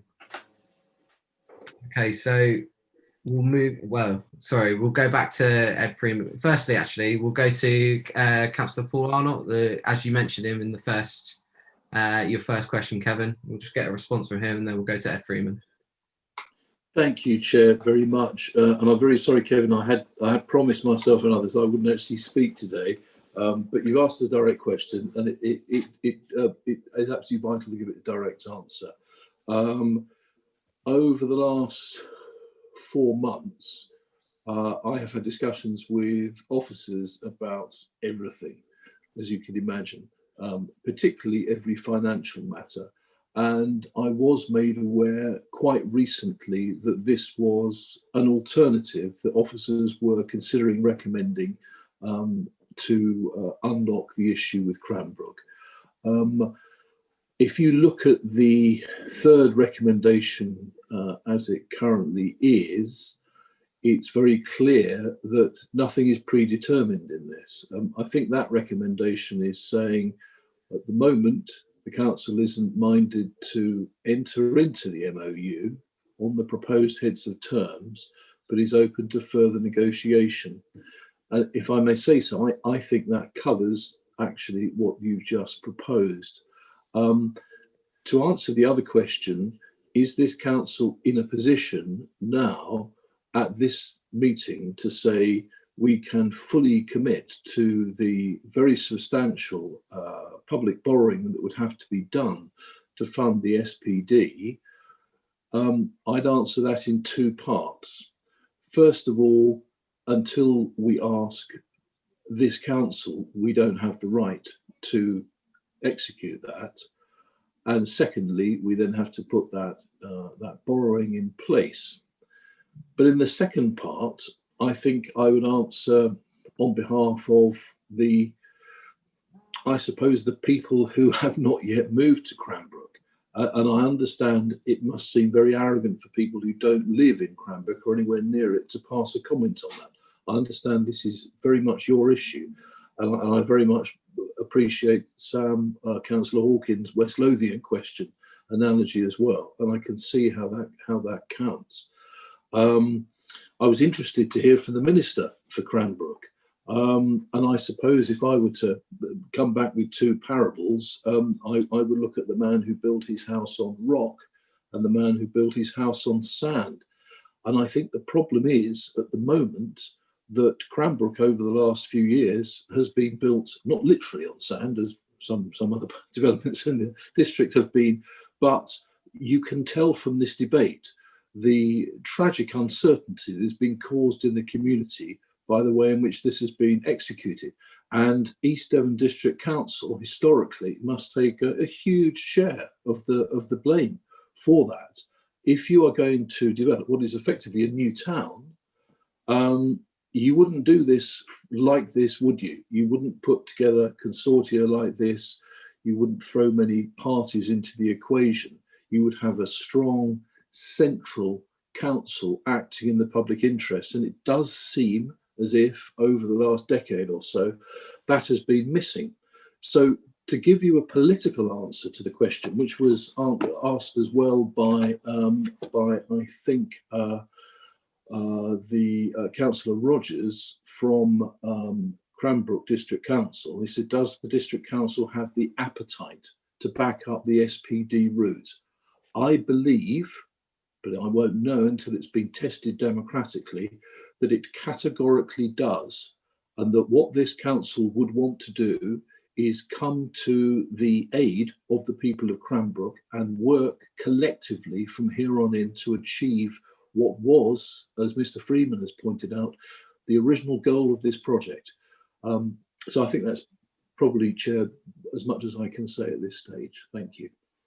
Thanks very much, Councillor Arnott. So we'll go back to Ed Freeman. If we can answer Councillor Allen's questions first and then move on to Councillor Blakey's. Yes, thank you, Chair. My understanding from Councillor Allen's questions was this issue of the £592,500 contribution to the town council offices, and to what extent that's increased as an offer. So the original offer was, so there's some feedback on the, I don't know if someone's not muted. That's better. So the original offer, as I understand it, was £316,500. That has been increased in this latest offer to £430,762. And then the remainder to make up the figure to £592,500 is by redirecting monies that would otherwise have gone towards a bowling green contribution, allotments and formal play. So there is an increase over the previous offer, but it's not all increase over what was previously offered. Some of it's redirecting funds from elsewhere. And obviously that leaves us with a shortfall in those other areas, which would arguably need to be made up. I think the second question I noticed from Councillor Allen was about what the DPD proposed on parcels TC7A, TC7B and TC8. The answer is the DPD doesn't propose anything in terms of specific parcels in the town centre. It doesn't drill into that level of detail. The policy is as outlined in the report and in my presentation about trying to deliver a mix of uses that meets the needs of the town now and into the future. It doesn't go into specifics as to what goes on which parcel. That is the purpose of this conversation and potentially having an SPD if that's members' will. Turning to Councillor Blakey's comments, just to clarify, in terms of the financial implications, those are the comments of Simon Davey. They are not my words, because obviously he needs to advise me on the financial implications as he's advising yourselves. But I think the leader has addressed the point about engagement of Cabinet there. In terms of risk levels, I would stand by the assessment that it's a high level risk either way. I think the risks are very different. Obviously, the SPD route and investment in the town centre is quite a substantial financial risk to the council. But if we go with the consortium's offer and officers' concerns that it doesn't meet the needs of the town in the long term are realised, then I think that is a high risk in itself to the residents of Cranbrook and the town. So I think in either scenario, it is a high risk, and so I stand by that assessment. In terms of the aspirations and whether these are up to date, I would stress that the policies within the Cranbrook plan are not that old. They date back to last year. And so they do take account of changes in the retail sector and what's been happening in terms of the economy, at least up to that point. But I think the decline in retailing and the changing role of the high streets is not something that's happened over the last year. That was well known in 2019 when those policies were written and agreed by council. And I think what's happened over the years with Cranbrook Town Centre is that it has shrunk from its original aspirations, which is detailed in the report in the background section. You'll see that on two significant occasions, the area of land included within the town centre has been reduced. And that has been done in the knowledge that the changing needs of the town and the town centre and the changing role in terms of retail. Clearly, we don't need streets lined with shops anymore. There will obviously need to be a retail element. But as I said in my oral presentation at the start, I think the role of the town centre is much more about community and leisure facilities and complemented by an element of retail. And to a certain extent, that is part of officers' concerns in that we don't believe there is sufficient space to accommodate that mix of uses that is now needed, having regard to all of the studies and guidance on what high streets and town centres should now be. So I think that vision is up to date and does take account of recent changes. And finally, in terms of the views of the community, I certainly didn't mean to suggest that Cranbrook Town Council had led responses or swayed opinion. All I was simply trying to say was that obviously what was and what could be presented to the community, both by the Town Council and by the consortium, was really just the consortium's option, because the options that are being explored through the SPD route had not been endorsed by members, and so could not be published and put out to consultation. And so we will never know how that may have influenced the responses received. I appreciate that a written description of some of those proposals was included, but clearly there was significantly less detail of those proposals than now exists in this before members, and insufficient detail, I would suggest, for the residents to truly consider that option and its implications. I think moving ahead with the SPD route, even alongside further negotiations with the consortium, would enable us to produce a document that could go out to consultation, and we could more fully understand the views of the community on the two options with equivalent detail of each to inform that discussion. Thank you, Chair. Thank you, Mr. Freeman. So we'll move on to Councillor Ollie Davey. Thank you, Chair. We're being urged today either to be pragmatic and take the offer that is on the table, or whether we stick to the original vision for Cranbrook. And I do understand the desire of the people who are living in Cranbrook now to see a town centre delivered. I quite understand their frustration. And when I moved to Exmouth in 1983, one of the first things I noticed, I come from a relatively small town in Scotland. I found myself in a town of 35,000 people at that time. It's 48,000 now, just looked it up. And I was amazed at the lack of facilities in Exmouth. It had no cinema. And Castle Douglas, which was my nearest town of about 3,000 people, had a cinema. It had no swimming pool. Castle Douglas, a few miles away, had a swimming pool. Not a very good one, but it was a swimming pool.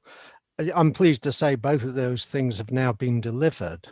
But I think it kind of illustrates that we have got to look towards the future here. And I understand that the 2,000, was it, households living in Cranbrook now want their town centre, but will the residents who occupy the remaining homes, and when it rises to 8,000 homes, will those residents say, why did they accept such a small town centre? Why did East Devon District Council not stick out for the original vision of this town centre and allow it to be shrunk down so that they also face that situation that I faced back in 1983 with a young family and finding a lack of facilities in the town? So I think it's a difficult one, and it really is jam today or jam tomorrow. And I wonder why we're in this position. I wonder why I'm not sitting here listening to Mr. Freeman saying, so the trigger point of so many homes has been reached and such has been delivered. And I'm pleased to say it's all on track. It's been slowed down a bit by COVID, but the supermarket is almost complete, or whatever was supposed to happen at this stage. If the trigger point has not been reached for that, why not? Was the original plan not correct? So I find myself wondering why we're in this position, and why there's this constant negotiation and renegotiation, and why things just aren't happening smoothly. And I would kind of hope somebody might explain that to me. I know that viability has been quoted quite a lot, and as Mandy Rice Davis said, well, they would say that, wouldn't they? So I'm always a little bit dubious about that one. I appreciate the attention that's been paid to carbon reduction in the consortium's report, which I've read very thoroughly. And they're quite right. A supermarket now would undoubtedly save a certain amount of mileage. But what about the future? Where will the next supermarket go? Because you should have more than one. I wonder if there's a danger that by allowing the housing to encroach on what was originally envisaged as town centre facilities, that town centre will never be delivered. And as I said, I live in Exmouth. The town centre is changing, but it isn't actually full of boarded up shops. Exmouth is well known as the town of charity shops, but actually charity shops serve a very useful function, particularly in a society where we're trying to reuse as much as possible.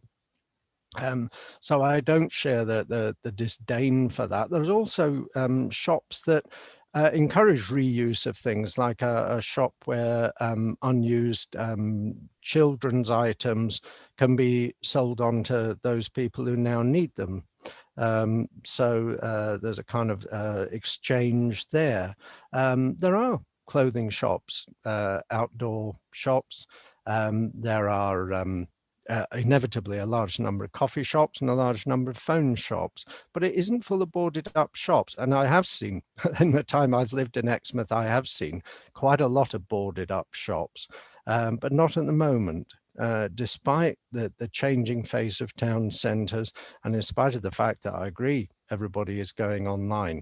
So I think there is a danger that we will be shortchanging the future residents of Cranbrook if we allow this proposal to go ahead. And I'm going to suggest that we stick with the officer's original recommendation and accept the recommendations that have been made, and that negotiation continues, because it does leave the door open for that.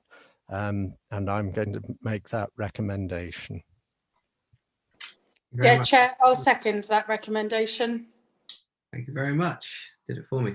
I think with my eye on the time, I understand that Councillor Skinner and Councillor Moulding have to leave at 4 o'clock. So with the agreement of other members, could we hear from Councillor Moulding and Skinner next? Just let them jump the queue slightly. So if we go to Councillor Moulding, go ahead.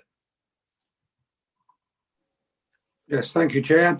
Well, I read the report and I had an immediate concern over the recommendation, which meant yet more delay for the residents of Cranbrook. And my concern was based on how long would it be to prepare an SPD, more consultation, and the challenges represented by the funding needs of the process, etc. And then I listened when the debate started, particularly to the Minister for Cranbrook. And on behalf of her residents, she made an impassionate plea that we should get on with it. Now, she knows how the residents of her town feel. She knows what the future will be for Cranbrook when more residents arrive. Yet, on behalf of those residents, she, as I say, made an impassioned plea. Importantly, also, the recommendation to go ahead with the consortium's proposal is supported by the County Council, who are part of the partnership to enable county facilities to be provided. Again, a most important need for youth facilities, etc., in the centre of Cranbrook. The ward members have supported it, and they know their facility, they know their town, and they have supported the proposals from the consortium. And it delivers what I was always hoping that it would be able to deliver, with a town square where one could have market stalls and entertainment. And what the SPD would mean, as I have said before, is yet more delay. And I am concerned over the lack of funding. It's mentioned that the commercial investment fund might be involved. Well, from what I heard at previous meetings involving the commercial investment fund, is that the investment fund would not wish to invest in retail. That would be one of the last things they would probably want to invest in at the moment. And until we come out of COVID, I don't believe this council can commit itself to any future borrowing of any significance, which this would certainly need. So therefore, I've seconded Councillor Blakey's proposal to support the consortium's project. Thank you. Thank you, Councillor Moulding. So we'll move on to Councillor Skinner, just to ensure we hear your views. Thank you very much, Chair. And I nearly got that wrong, didn't I, Chair?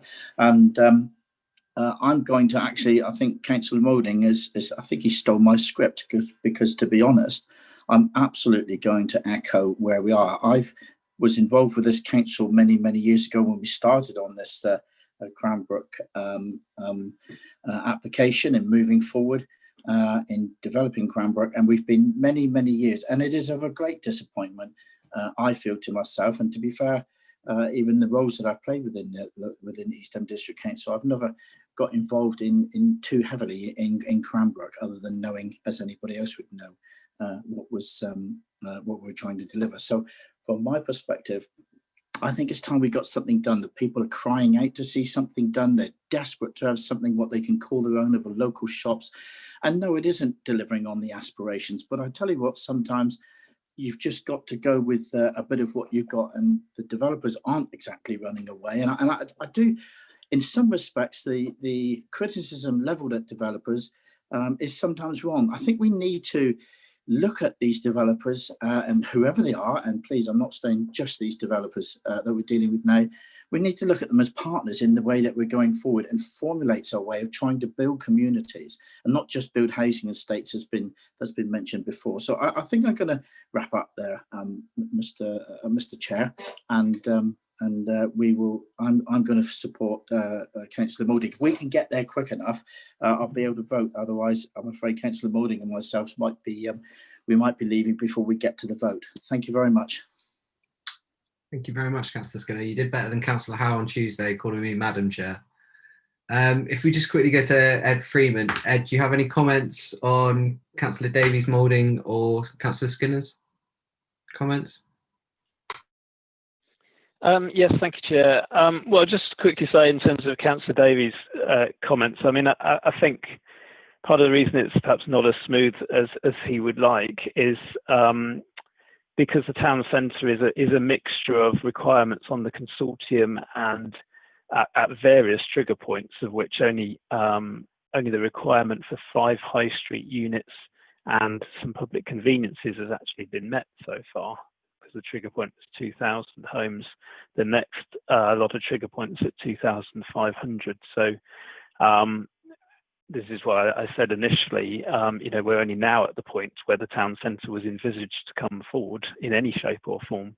So while I understand the frustration of the residents, clearly we need to reach a critical mass in terms of a market to support any kind of commercial activity in the town centre, and we're only just reaching that point now. Really, in terms of the supermarket, there isn't a trigger point for supermarket. The supermarket was always envisaged to be a commercial investment rather than a requirement on the consortium.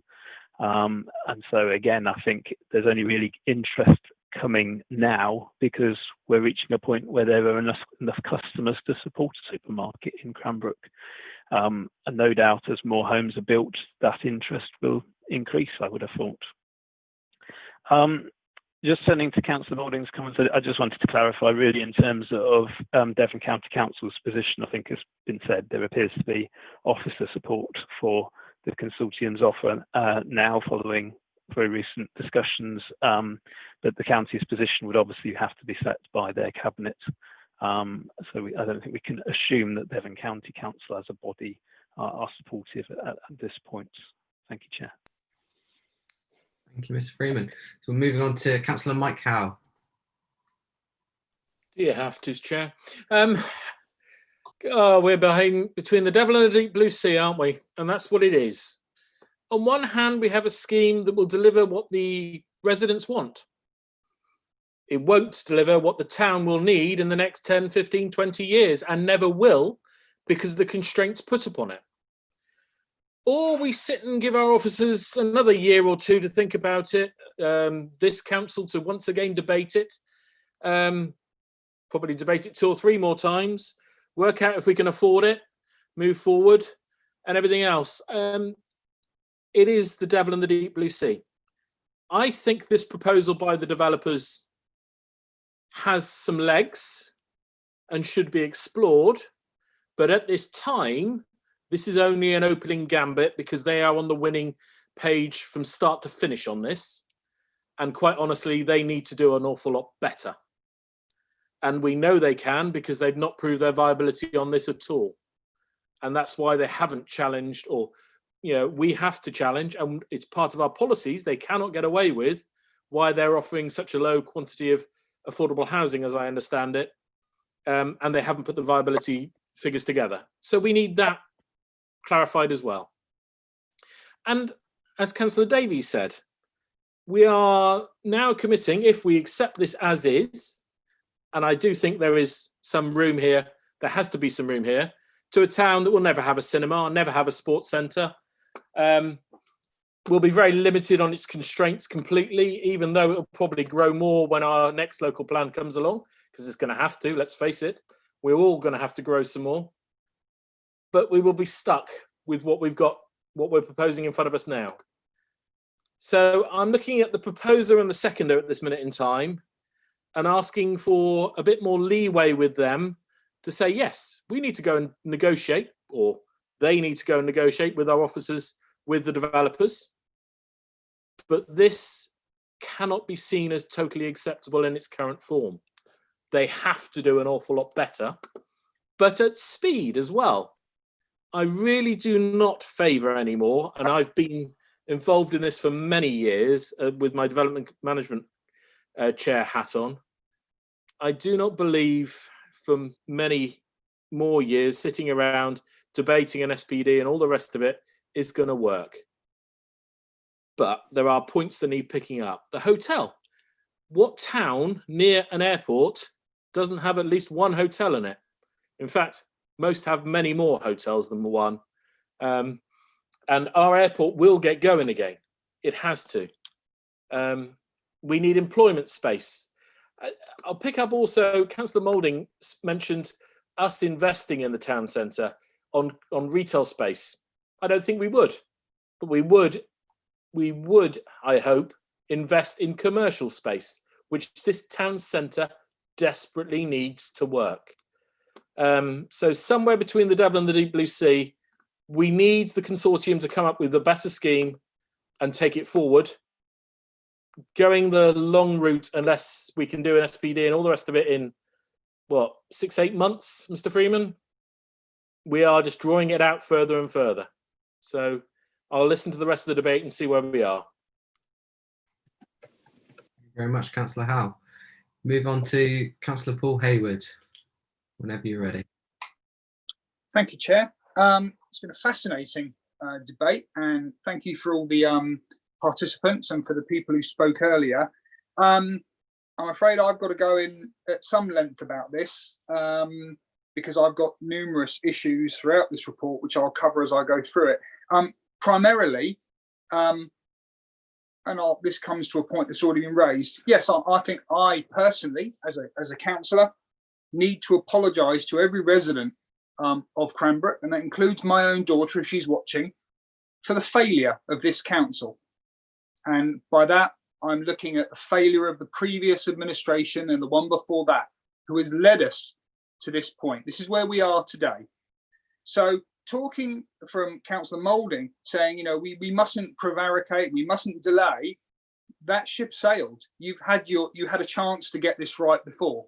You've now dropped it in this administration's lap, and we will do the right thing. We will take it forward and we'll make up for the errors made before. And that is for the benefit of all, the benefit of East Devon, the benefit of Cranbrook, the benefit of all the surrounding towns. So now I've got that off my chest. So looking at this, I mean, I'm starting on, and I'm not going to go through each page, you'll be delighted to hear, but looking at page 5, so the vision for Cranbrook. So the original vision was up to 17,500 square metres of employment space, 6,700 square metres of retail floor space. So looking at little old Axminster, you know, we have 2,755 dwellings that pay council tax. So we're one of the smallest towns in East Devon. Councillor Moulding will know this. And we have over 100 shops in our historic town centre. 100 shops. What's being proposed here is 6. Yeah, it could be as little as that. It's 5 or 6 shops for the next however long that Cranbrook grows for. It's not enough. It's not enough. It's not enough for any degree of diversity, any degree of innovation, of entrepreneurialism.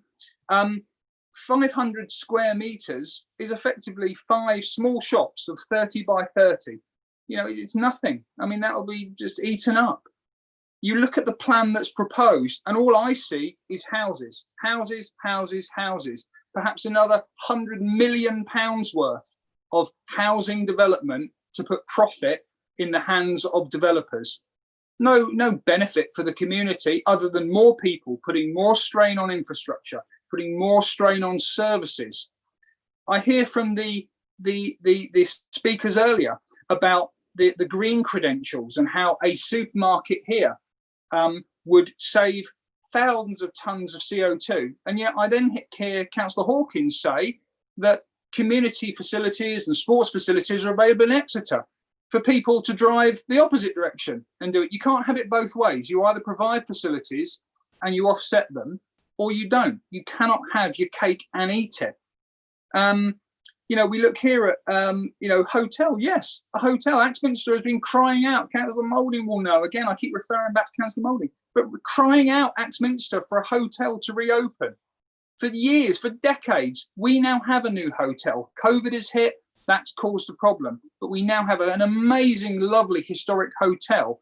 But because I go to Cranbrook quite often, I know that there are people living in smaller houses whose families love to visit. Not everyone has the means to put people up on a sofa bed or has a spare bedroom. So a hotel to accommodate visitors, to accommodate people working in those businesses, to accommodate all sorts of people. It's not a pipe dream, it's a necessity. Of course, you've got to have hotels. It might be, we call it a Travelodge, or we call it a Premier Inn. Other hotel chains are available. It might be a motel. It might not be the Four Seasons or a Grandison, but it will provide a facility.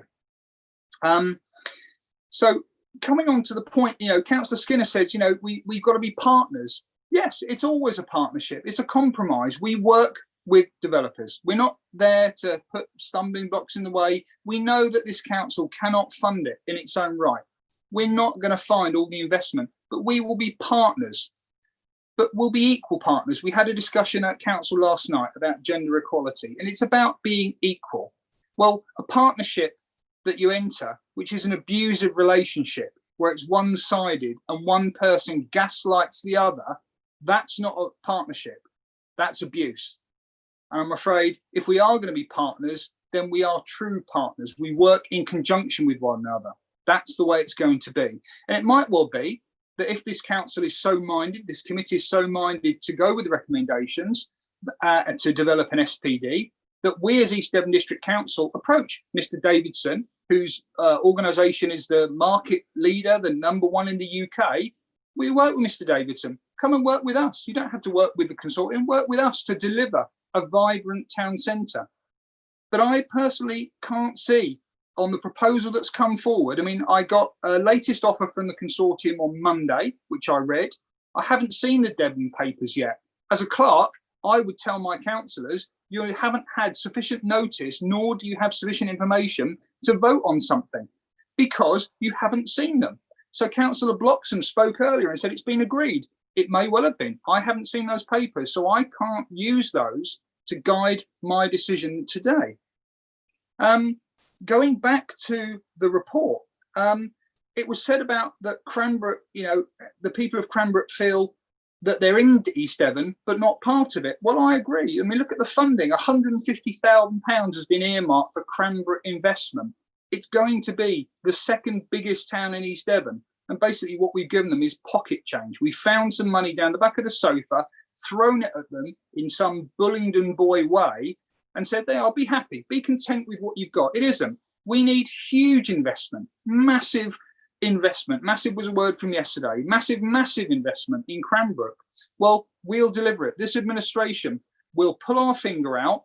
We'll do what other administrations have failed to do, and we will push forward for the people of Cranbrook to deliver them a town centre, not just fit for today. And I allude back to Councillor Davey's point about jam yesterday, jam tomorrow, but no jam today.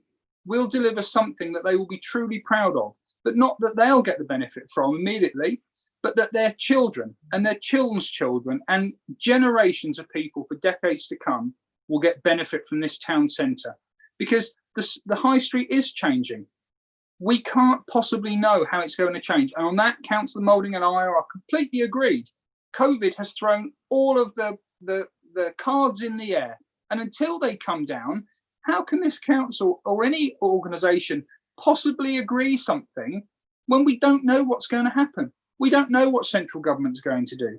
So I think that taking our time to consider the options, and I very much hope that the consortium comes back, realises that this council, this administration has a real focus on Cranbrook. We have a mission to invest both time, resources and money to get it right.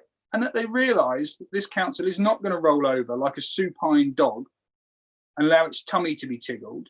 We're going to do the right thing for this town, this community, the people who live there, and they will get what they truly deserve, a proper town centre, not 5 shops, not 6 shops or 10 shops.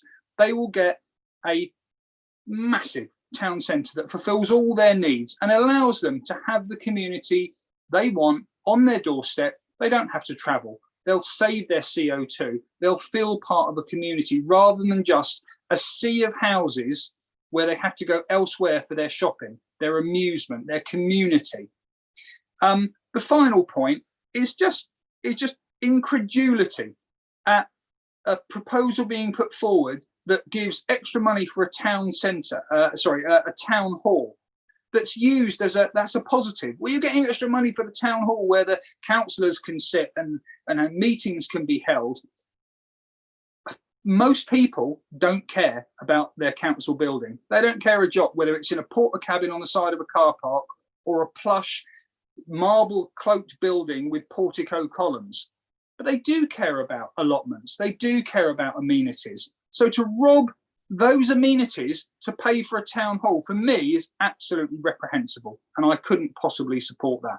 So I look forward to hearing from other speakers, but as I stand at the moment, and I've heard nothing so far to detract me from my position, I can't support Councillor Moulding's proposal or his second proposal, and I see what the officer has suggested, and Mr. Freeman and I have disagreed on multiple times on multiple things, but on this, those recommendations are sound. They don't give an end position. They are the start of another journey. And I would think if we do go down the SPD route, that we do pull our finger out. We throw every resource at it we can. Because quite right, the people of Cranbrook will just roll their eyes and say, what, another 2 years, another 3 years, even before you start getting to a decision? No, we must make a commitment to get the SPD through quicker than the proposal and the deadline and the timescale set in this recommendation. Far faster, and this council must deliver those things. Thank you, Chair. Thank you, Councillor Hayward. We're going back to Councillor Mike Howe. I'm terribly sorry. I didn't know. I kept my hand up. Must have been a mistake. But nevertheless, I mean, the question that's just been asked about putting through a SPD quickly, it would be good to have Mr. Freeman's opinion on that and what the implications would be in manpower. Because obviously we've already got one report coming from this committee asking for extended manpower. I'm just wondering how much more manpower you'll need to do the SPD in like the next 8 months. And even then, to those arguing for the SPD, what guarantee is there there'll be a retailer to go in the space? So be warned, an SPD is not the be all and end all of everything, but at the same time, neither is this current proposal. But I would love to know from Mr. Freeman how fast it would be practical and possible to do an SPD in. Thank you. Thank you, Councillor Howell. Apologies, Councillor Allen, I misspoke there. I've got the wrong mic. Go ahead. Thank you. I was wondering if you might come back to me, Chair. Well, the first thing I'd like to say is that in the absence of Councillor Moulding, if he's got to go away, that I will second Kevin Blakey's alternative proposal. The second thing I'd like to say is I absolutely deplore the rambling polemics of Councillor Hayward and the accusations of Councillor Arnott to so rubbish the very hard work of the senior planning officers and project management officers who've been involved in Cranbrook for something like 10 or 12 years. I think that's quite unfair. And you know as well as I do that actually we in the council are responsible for creating the policies and direction, but it's the officers that do the hard graft. As regards Ollie Davey's comment, 40% affordable housing were in the original delivery group, and we found that that was not a suitable mix, so we've altered that in the subsequent planning requirements. When we look at what is really being discussed here, what we have is a constant renegotiation because the consortium have constantly tried to squeeze more money out of Cranbrook in their building. And they're not even prepared to play fair in producing the right viability evidence that is required to prove their case. If they consider that they haven't made enough per house, that's possibly because they didn't do their calculations properly. But I don't believe that. I think they did them very well indeed, and they're doing all they can to make the most money out of Cranbrook. And for that reason, I think it's about time they got off their pot and actually started delivering value at the town centre so that the rest of the Cranbrook residents, both present and future, will actually look forward to seeing the value of their homes significantly increase. That's the way that the developers get profit and homeowners get value. And we all know that that is the reality. What the town centre needs is the right mixture of commercial premises, offices, eating places and so on, with the right number of residents in the surrounding areas that will give sufficient market opportunity for any of the supermarkets or other shop or commercial facilities in the centre to survive. You can see that in many town centres that struggle is taking place, and the balance is shifting, yes, but everybody says that the real future for town centres is the right mixture of leisure, commercial and retail space. A few shops will not do that, so I think we need to continue negotiations with the consortium along the lines that Kevin Blakey has suggested. There's a lot of merit in what the consortium has suggested. I don't entirely trust the actual delivery of what they've proposed, but I would like to see a firm agreement going forward, properly negotiated by our good quality officers that already are doing their damnedest to get the best deal for the future. So I absolutely disagree with waiting on an SPD. A totally useless exercise and waste of manpower. At this point in time, it's time we negotiated on the basis of the development plan document and the local plan that's already in place. And if the consortium wishes to be so abusive that they threaten to walk away from the threshold, that is to their utter shame. I thought Persimmon had promised that they were going to be a great deal better in the future than they were in the past. And I am shocked to find that the consortium is taking the stance of threat. It's not appropriate. It's not the way to do business. Why don't we get together and sort this out? Thank you, Chair. Thank you, Councillor Allen. Right, we'll hear from Councillor Kevin Blakey, and then we'll have a short 5-minute comfort break afterwards. Okay, so Councillor Blakey, over to you. Thank you, Chair. This won't take long for anybody that's desperate. I just wanted to come back and comment on some of the things that have been said by several speakers in the last several minutes. First of all, with regard to the leisure centre, comments by Councillor Ollie, Davey, and also Councillor Mike Howe regarding leisure centre.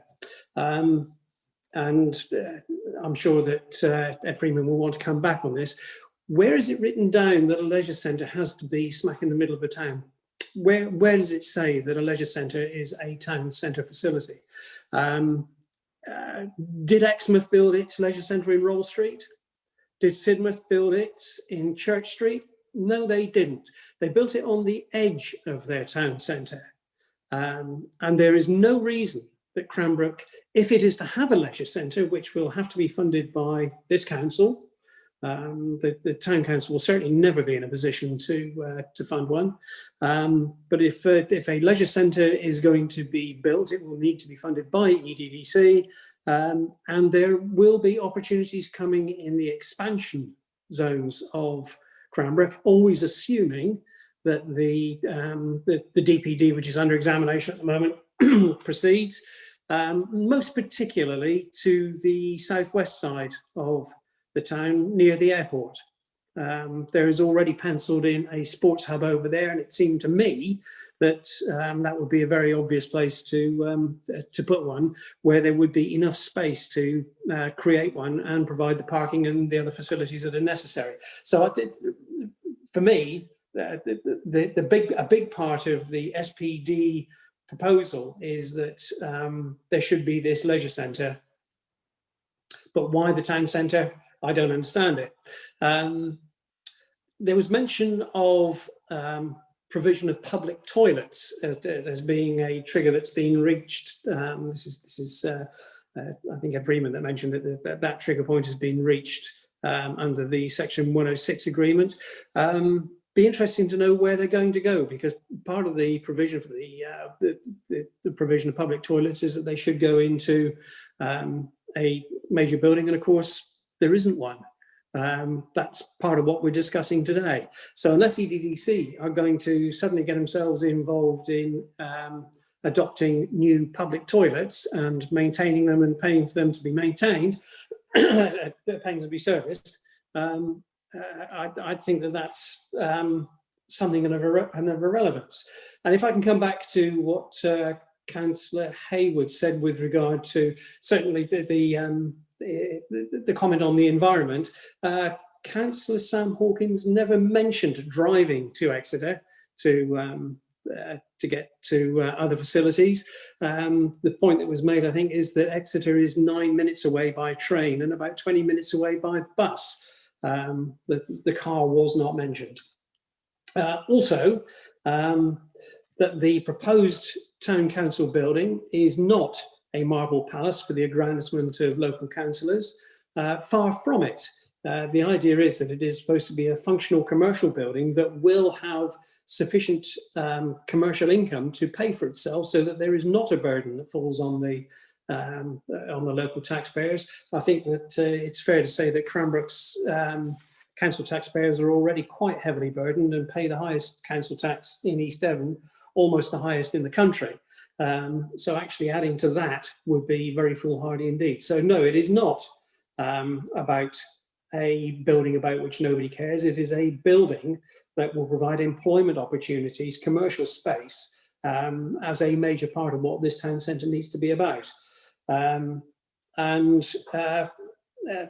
Councillor Hayward also mentioned that there would only be 5 or 6 shops in the town centre. Well, again, not so. The consortium proposal is actually for a space that would enable perhaps 10 to 12 shops, but they're not the only provider of retail space for the town centre. There would be an opportunity in other areas, notably in TC2, which is the area to the north of Tilhouse Road, for other commercial development. So we should not be relying on the benefaction of the developers, because ultimately, let's remember, their proposal is to provide facilities, buildings, which are in excess of their obligation under the Section 106 agreement. And there's the point.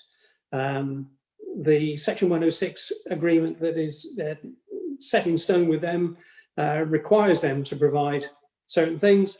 This proposal actually exceeds that in return for, because you don't get anything for nothing, in return for extra land for house building. That's the quid pro quo, and that's the basis of the proposal that we are considering. Developers, we know, are not charities. They're businesses. Their only real responsibility is to their shareholders. So we can't expect them to act like a charity. It'll never happen. But the fact is, and forgive me, Mr. Duckworth and the others who are present, these are the facts of dealing with the developers that we deal with. They are commercial businesses who are out to maximise profits. Of course they are. With those things in mind, set that against the proposal that we're considering, and just consider how realistic it is to expect to extract a great deal more from the developers. It in fact is not going to happen. Thank you. I'll pass you back to the chair. Thank you very much, Councillor Blakey. So I think it's time now, if we have a 5-minute comfort break, and when we come back, we'll just hear from Ed Freeman on points, and then we'll go through the last remaining speakers. So if we can start again at 4:17. Thank you very much. Thank you. If you could all mute your microphones, that would be great. Thank you.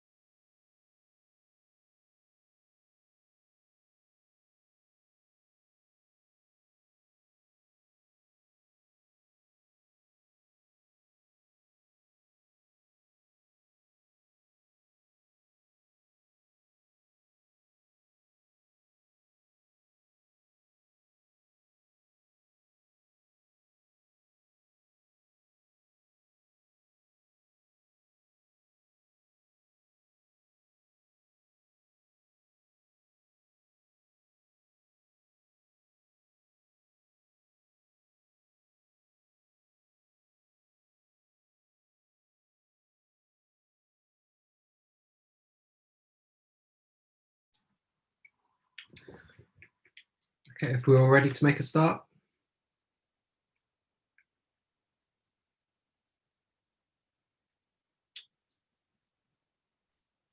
Ready when you are, Chair.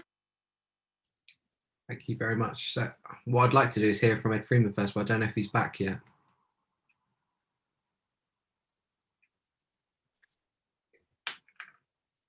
Apologies, Chair. I am here. I just hadn't turned the camera on. Yes, thank you, Chair. So I think there are a couple of points by the last few speakers that we're responding to. The first was, I think Councillor Howe was asking about the timetables for delivery of an SPD. There is a section in the report, which I'm just trying to lay my hands on, which summarises the timetable that we envisage at section 21 on page 40 of the report. I think that timetable is achievable and realistic. It does lead to adoption, hopefully late summer, early autumn next year.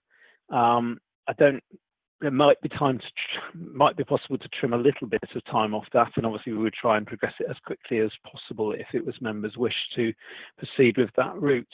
I know there's been some comments about slippage with the DPD. I think they largely occurred because we didn't have the resources that we do now in the Cranbrook team. So I think I can give some assurance that we have more resources to work on this than we did early days of the DPD. We were also let down by some consultants in the early stages of the DPD production, which didn't help either. So I think circumstances are different. So I can give some reassurance that I think we can keep to the timetable that's in the report. I would also say, while we're talking about the SPD, that of course the proposal that's put forward by officers is also to continue to negotiate with the consortium alongside preparing the SPD. I'm not proposing that we shut down negotiations, pull up the drawbridge and do nothing more on that. I think if we can reach agreement with the consortium, then that has to be the best way forward. But I do think, particularly given a lot of the comments that have been made about timescales and the need to deliver something as quickly as possible, it makes perfect sense to work on Plan A and Plan B simultaneously. And I think that's what the officers' proposals, recommendations are seeking, really. I don't see the sense in precluding one option that in itself could help with the negotiations as well by having the SPD progressing at the same time. I think the other point that was raised was by Councillor Blakey, who was raising the issue of the leisure centre. I mean, he's right, obviously, that the leisure centres in Sidmouth and Exmouth are on the edge of the town centre. Of course, if you agree to the consortium's proposals, then there won't be an opportunity to put the leisure centre on the edge of the town centre, because that will all be housing, and all the land beyond the area that's the town centre that we're discussing today is already housing. So it leaves very few opportunities, if any, to accommodate the leisure centre anywhere else. Certainly, a town centre location makes perfect sense in the sense of being within easy walking and cycling distance of as many residents as possible, accessible by public transport. Obtaining linked trips could help to support other businesses and activities within the town centre and vice versa. Creating footfall to support cafes, restaurants and shops by people coming and going from the leisure centre, which could be a real pull into the town centre for residents and others as well. Another key element of it is I think it's important, if possible, to locate the leisure centre alongside the health and wellbeing hub. There are natural crossovers between the two, and as has been mentioned, previous discussions talked about having this as a joint facility where things like car parking facilities, reception areas and things could be shared, leading to cost savings and operational benefits by doing that. I think the only alternative that Councillor Blakey really suggested, I think, was the Shrewsbury Sports Hub. However, this is needed to meet outdoor sports and recreational needs. There isn't sufficient land there to also have the leisure centre there. And it is also right out on the edge of the town, and so not as accessible by sustainable means. So I don't see this as a viable alternative. I really think if there is an aspiration to have a leisure centre, and I firmly believe there is among the community, then it should be in the town centre, and we should make provision for it there. Thank you. Thanks very much, Ed Freeman. So we'll move on to the speakers. If we go to Captain McLaughlin. Thank you, Chair. I just want to say just a couple of things, actually, because most of these things have been said by everybody that's gone before. I do feel for the councillors over there in Cranbrook. They are desperate. Their residents are desperate to get something started on the town centre. But it seems to me that in the main, the supermarket, everybody keeps talking about the supermarket as being the linchpin to this. And I know everything's extremely complicated, but if only we could get them a supermarket there started ASAP really quickly, which would give us time to perhaps sort out the rest of what's going on over there. East Devon District Council do have a responsibility to look ahead and ensure that they do what's right for 8,000 residents, not for just 2,000 residents, although I know that's a huge number. I mean, if you think about where Cobden's going to be, if we're going to build a town centre, or if Cranbrook are going to have a town centre that's worth, they're going to have a town centre that's worth having, because the people over at Cobden's, when Cobden's built out, are a very, very long way away from that town centre. So there's going to have to be something there that makes them want to cycle there or walk there. But the supermarket seems to be the problem here. And if only we could find a way through to bring on a supermarket and then get the rest right for the 8,000 residents that will eventually be Cranbrook. Thank you. Thank you very much. We'll go to Councillor Ian Thomas next. Thank you very much, Chair. I was effectively accused of heresy over a decade ago by the then leader of the council when I suggested that at the first look at Cranbrook as a geographer, that it was going to have an enormous challenge getting off a self-sustainable town centre, simply because of its proximity to Exeter. As an aside to something mentioned earlier on by another colleague, of course, Axminster doesn't have that issue, which is why the demographic and the profile of the stores and development there can well be different.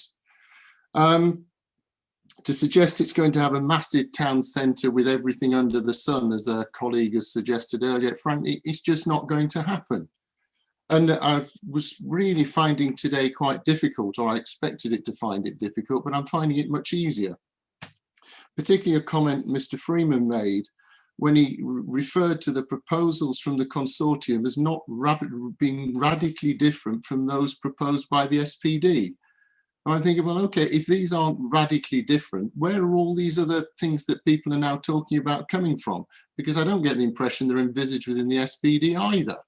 So on that basis, and looking, I'm certainly mindful that it would be very brave for this council to go against the views of its 3 elected members at Cranbrook, over 1,000 residents in support at 80% of those who I understand responded, a town council that are very pro moving forward, and whether a county council is or isn't, certainly the local county council member is certainly supportive. So from a public perception point of view and an engagement point of view, the support is clearly strong. So as I say, for me, I would support Councillor Bayless' proposal. I also looked, of course, at funding. We've talked about funding as if, you know, that's all right, we'll find the money, this new council. I noticed Councillor Rowlands, my colleague, has been remarkably quiet on that one. Maybe he might like to comment on where the funding would be coming from. And supermarket investment and retail isn't something I'd certainly be investing in by choice. And for the record, when the investment team was working in the council, last council, I was very early in the game of suggesting that retail was the last thing we should be investing in.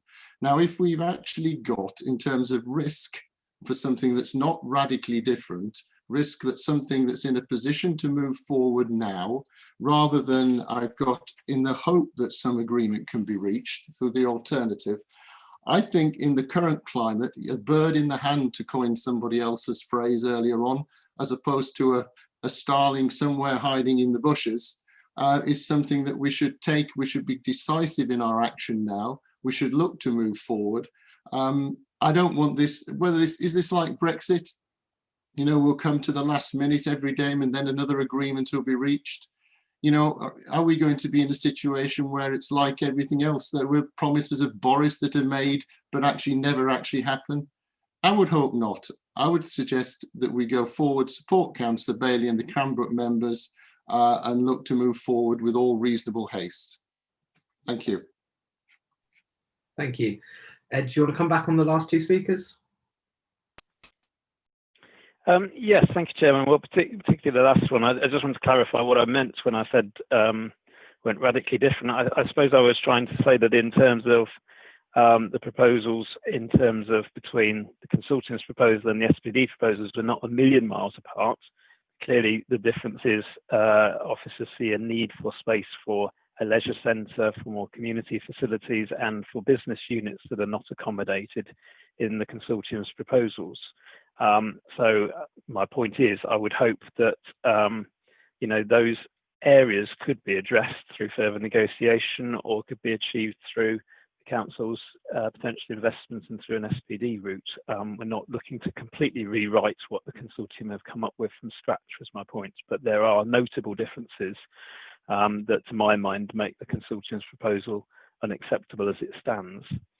So I think that's a key point. I think the other thing is we shouldn't lose sight of that it's not just investment in retail. In fact, I don't think it would be investment in retail by the council. I think it would be investment in those facilities, the business units, the leisure centre, more community facilities, rather than retail, to be honest, if we were looking to go down that route. So I'm a bit concerned we're getting caught up on retail investment, which I understand is a very uncertain area at the moment. The other thing I'd just like to mention is, obviously, the other issue here is the planning obligations that come with the additional dwellings in the consortium proposals that hasn't really been touched on. But that is another key element of the consortium's offer. And as I say, it is significantly short in terms of funding for infrastructure that should be required in the order of £2 million. It is significantly short in terms of affordable housing. And we don't have any firm commitment to connections to the district heating system, which is part of the sort of fundamental principles behind Cranbrook, if you like, is that we have a district heating system and the development is connected and heated through that. So there are fundamental issues there as well, without any viability appraisal to demonstrate why it's not viable to achieve those requirements as well. Thank you, Chair. Thank you. And Councillor Jack Rowland, you have a right to reply as you've been named. Thank you, Chair. Thank you to Councillor Thomas for mentioning me. I feel quite privileged, especially as I'm not a member of this committee, which is why today I was a very interested observer to hear all of the arguments that are being put forward, and a very interesting debate. So is obviously very correct. It would be a huge challenge, especially in this current environment, and already the financial pressures that East Devon District Council face. But I'm prepared to wait to see what the outcome of this debate is today and the decision as to what happens before it comes to full council. I see that Councillor Thomas is smiling at me. I'd take that as a compliment at the moment. Always a compliment, Jack. Thanks very much. So we'll move on to Councillor Nick Hookaway, whenever you're ready. Thank you, Chair. Yes. I wanted just to start with anyway to pick up what Councillor Thomas was saying about moving in haste, because I think that is exactly the thing we should not do. I think we need to be very careful that we get this right. And one of the things I'm very keen on doing is thinking about this in the longer term. And just as an aside, I want to talk about and raise the issue that's not been heard before, that is that building a new town is not a new thing outside of Devon. There have been lots of new towns built in other parts of the country, and Devon, as catching up. And we have Cranbrook, and we also have, what's the name of the place? Sherford being built. Now, in some parts of the country, they got it wrong. They got it wrong big time. And the town that really stands out where they got it wrong was Skelmersdale.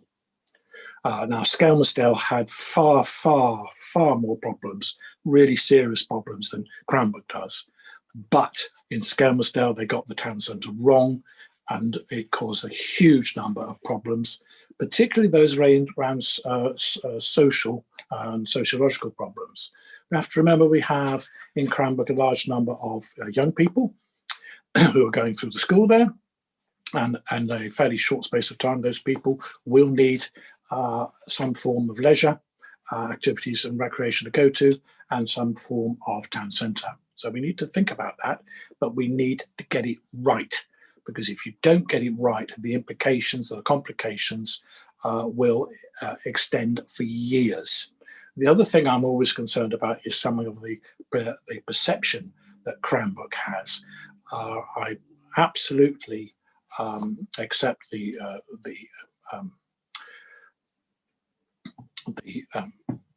I actually accept the strength of feeling that people have said, but outside of Cranbrook, people have a different view of Cranbrook. And the perception of Cranbrook is that perhaps things aren't quite right there. And getting the town centre right will go some way to get that perception changed. So I think it is very important that we continue talking with the developers. I think Mike Howe's comments were very sensible. I support those. And I think for the sake also for a couple of months to get the negotiations right, the officer's recommendations are the ones that we should go for today. Thank you, Chair. Thank you very much, Councillor Hookway. So I think we'll have the next three speakers. We'll speak to Ed one more time, and then I think it's time to take it to a vote. So Councillor Rylance. Chair, can you hear me? Unfortunately not, Councillor Rylance. We'll come back to you. So Councillor Hayward.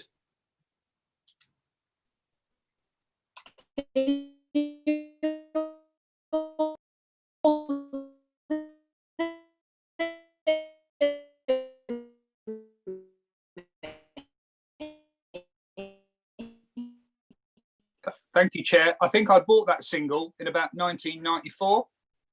It's lovely to hear it again. Thank you for Councillor Rylance for doing that.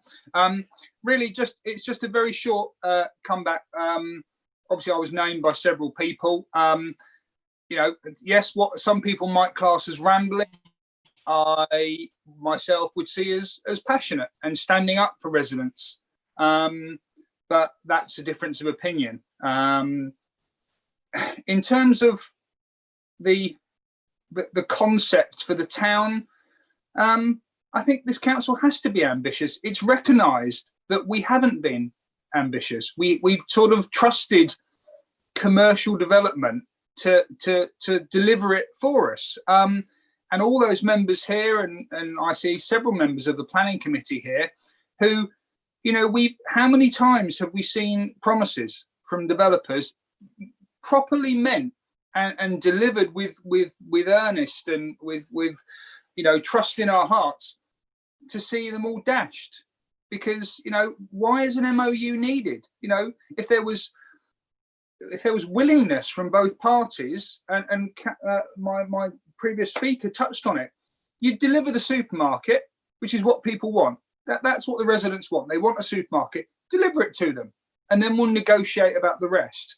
But when I see, and one of the first public speakers alluded to this, and I'm just going to try and find it here, 13.2, I think it is, where, you know, it's an assertion that without the MOU in place, they assert they will not conclude to the negotiated sale with HDD, and will not complete sufficient dwellings in a wider town development to trigger the need for some 106 obligations.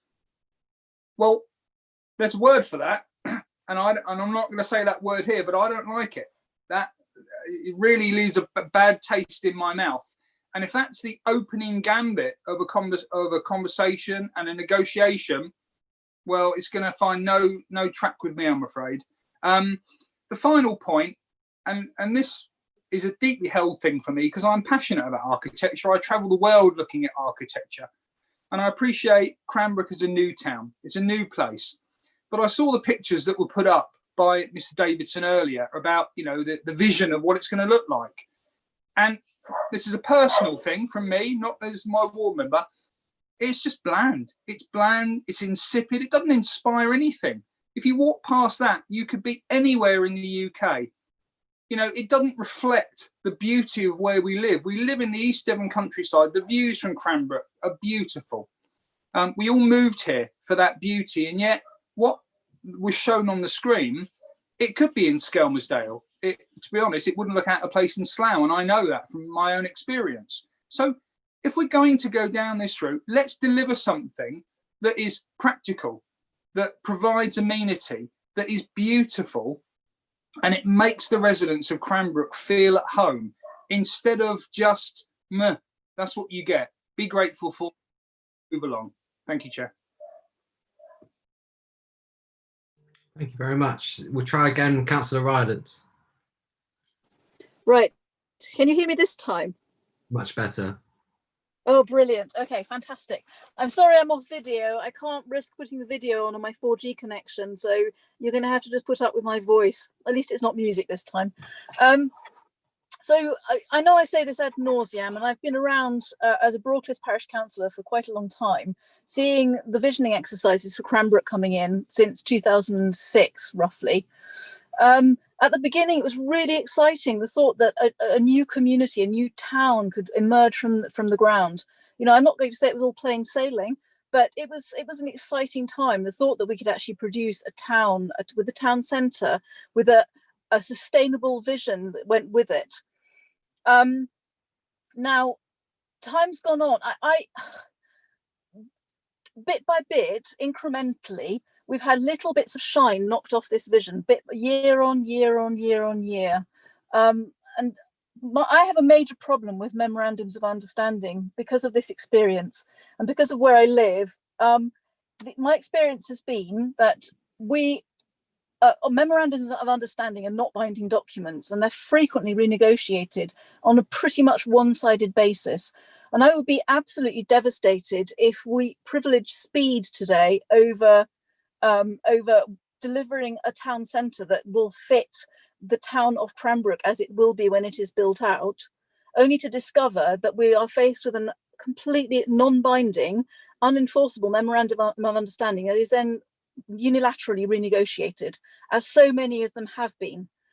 I share Councillor Hayward's concerns about the design of the town centre. To be perfectly honest, the town centre square, which we should be looking at as some kind of flagship centre of this of any town centre, particularly in the age of COVID, particularly when we can't really have indoor events, it looked like the lunch area in an out of town office park. I'm sorry, but there was nothing attractive about that. That is not a destination. That's not a destination anybody would want to go to. I do not want to consign the future 12,000 inhabitants of Cranbrook to inheriting a windy precinct, essentially, as their town centre. I fully understand the concerns of the residents of Cranbrook. I know how desperate they are to have somewhere to shop, which doesn't cost an arm and a leg. But I really don't think that what we have in front of us is it. I really don't. It's not ambitious enough. It's not based enough around the people who live in Cranbrook now and who will be living in Cranbrook in the future. This is a quick solution to a current problem that doesn't address any of the future problems.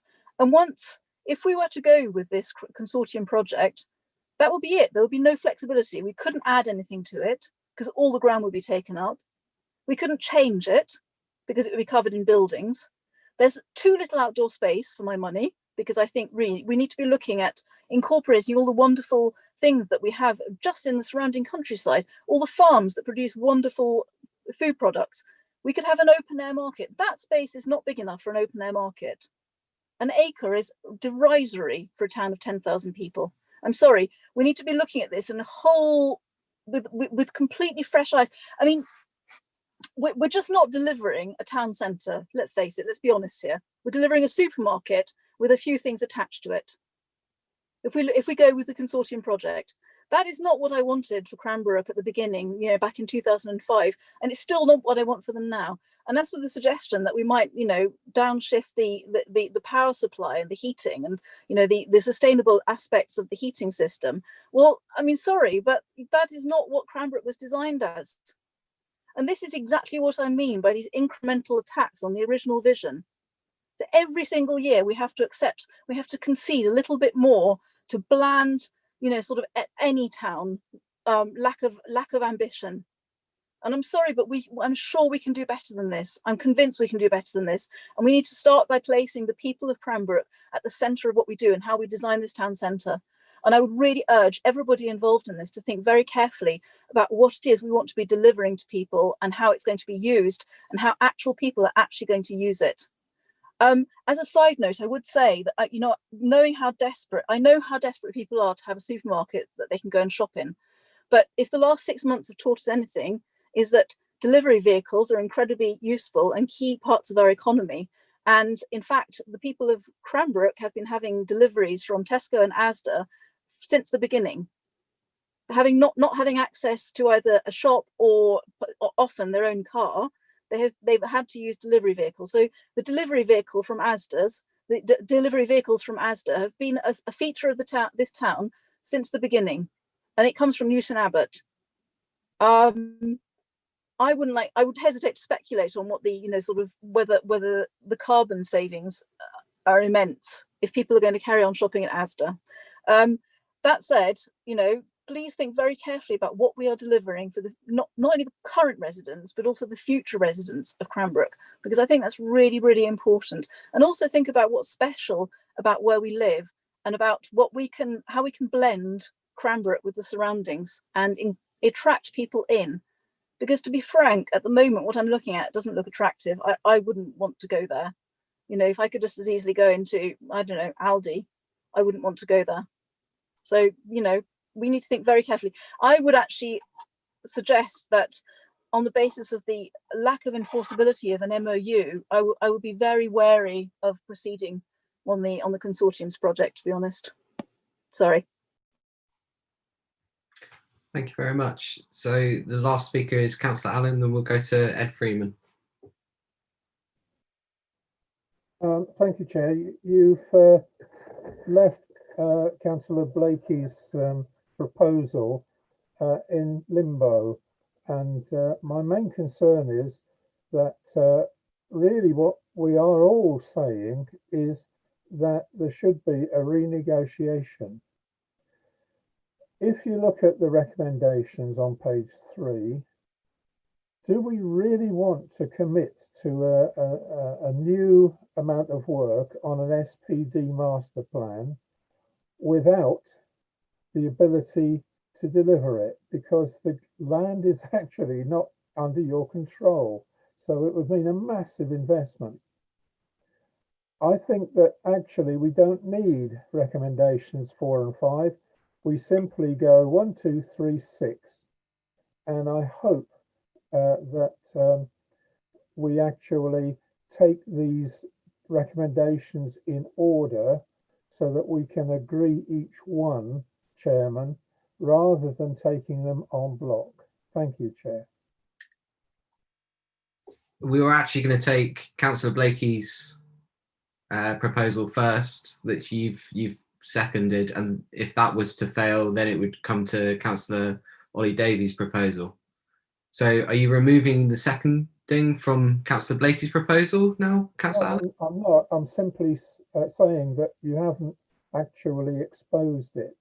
So I'm looking forward to continuing to second it. Thank you.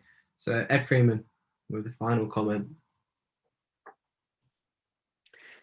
Thank you, Chairman. I don't think there's really anything much to add other than to say I think it's good that everybody seems to agree that the current proposal isn't acceptable. It's about whether or not we pursue an SPD, and I suppose from my point of view as service lead, I would say the additional resources over the next few months to get to December Strategic Planning Committee with a draft SPD having been to Cabinet is achievable alongside the negotiation. And I think having that work going alongside the negotiation could really help to frame that further negotiation with the consortium and help to bring forward, hopefully, a satisfactory conclusion in agreement with the consortium. So my recommendation would remain that we should continue to pursue both routes.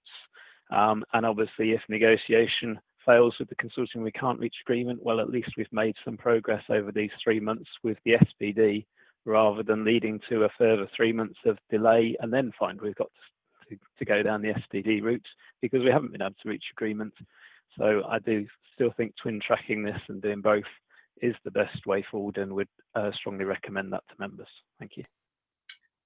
Thank you, Mr. Freeman. So Shirley, if we move to you, could you just confirm Councillor Blakey's proposal first?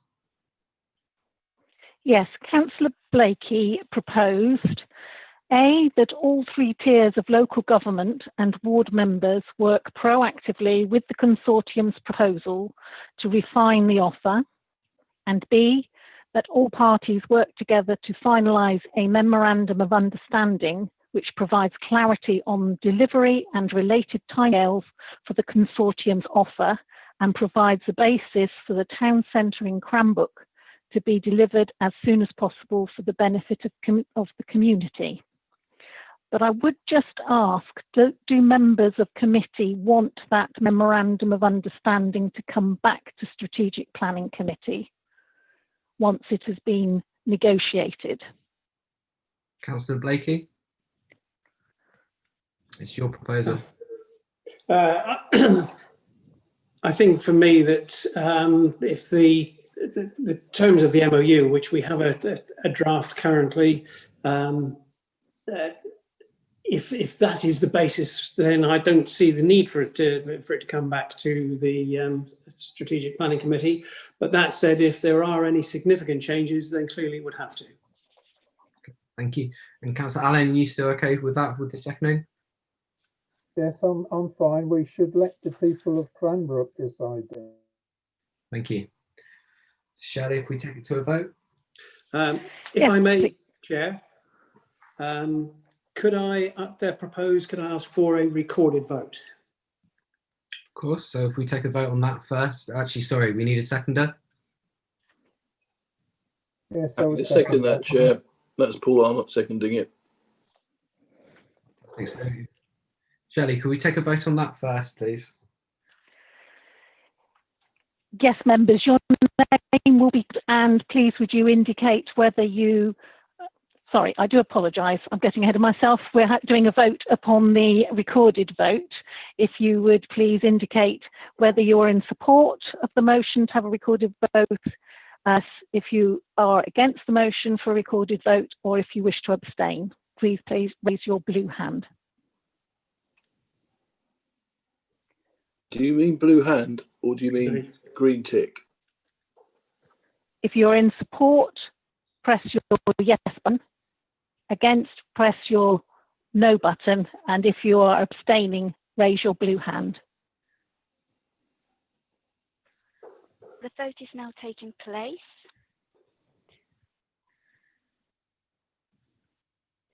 So we have 11 votes for yes, so that motion to have a recorded vote has been carried.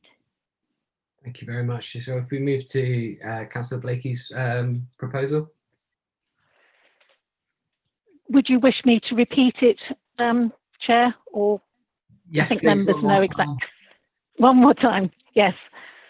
Councillor Blakey's motion is that all 3 tiers of local government and ward members work proactively with the consortium's proposal to refine the offer, and B, that all parties work together to finalise a memorandum of understanding which provides clarity on delivery and related timescales for the consortium's offer and provides a basis for the town centre in Cranbrook to be delivered as soon as possible for the benefit of the community. And should there be major changes to the Memorandum of Understanding, then it's to be brought back to Strategic Planning Committee.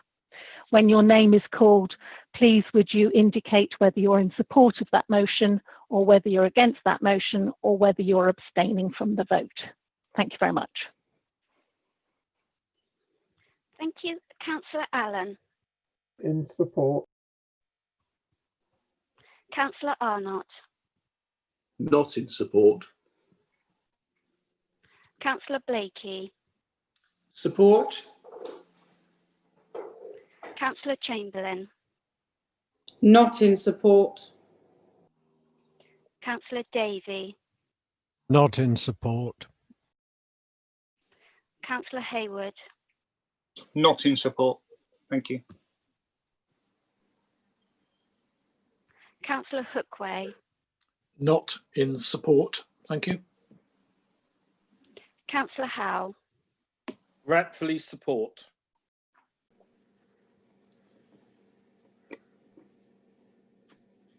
Councillor Ledger. Abstain. Support, sorry. Councillor Ledger. Abstain. Oh, abstain, sorry. Councillor McLaughlin. Not in support. Councillor Rylance. Not in support. Councillor Thomas. Support. Going back to Councillor Howe. Sorry, Councillor Howe, could you just confirm what you said? I said regretfully support. Thank you. So we have 1, 2, 3, 4 in support. We have 1 abstaining, and we have 1, 2, 3, 4, 5, 6 not supporting. So that motion has fallen. Very much, Wendy. So Shirley, it means we go on to the next proposal. So could you just confirm that?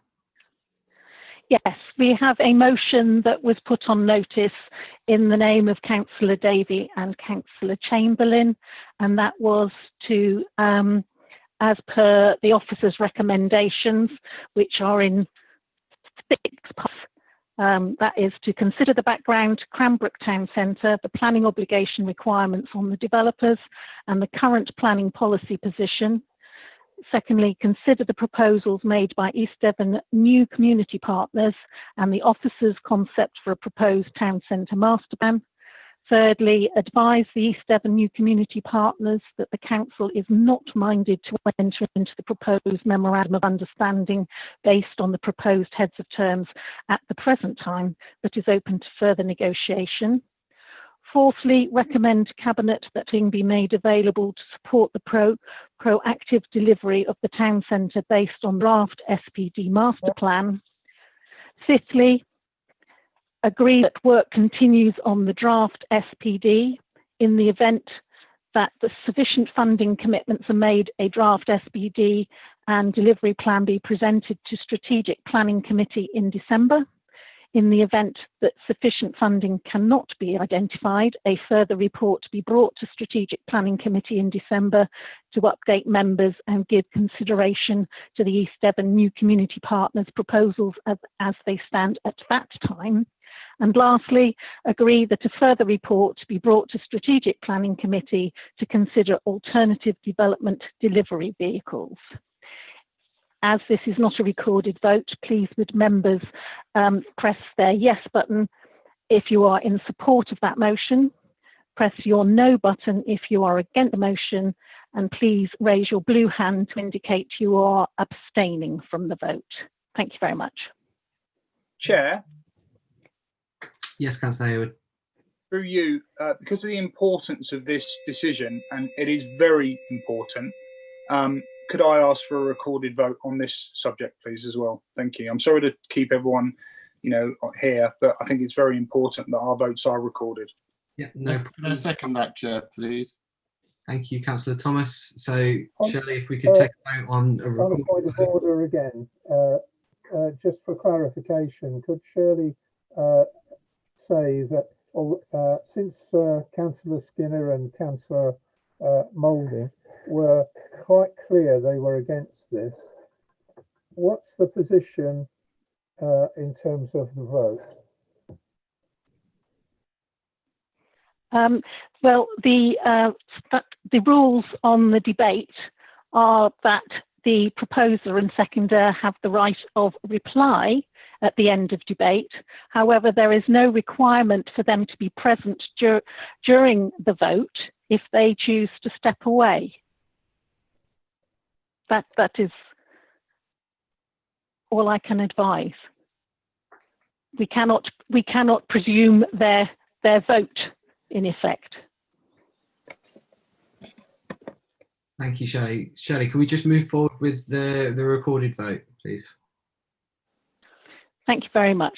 Members, in relation to the motion to have a recorded vote, please would you again press your green yes button if you support a recorded vote, press your red no button if you're against a recorded vote, and raise your blue hand if you wish to abstain from the vote. Thank you. The vote is now taking place. So we have 10 votes for the recorded vote and and 1 abstention.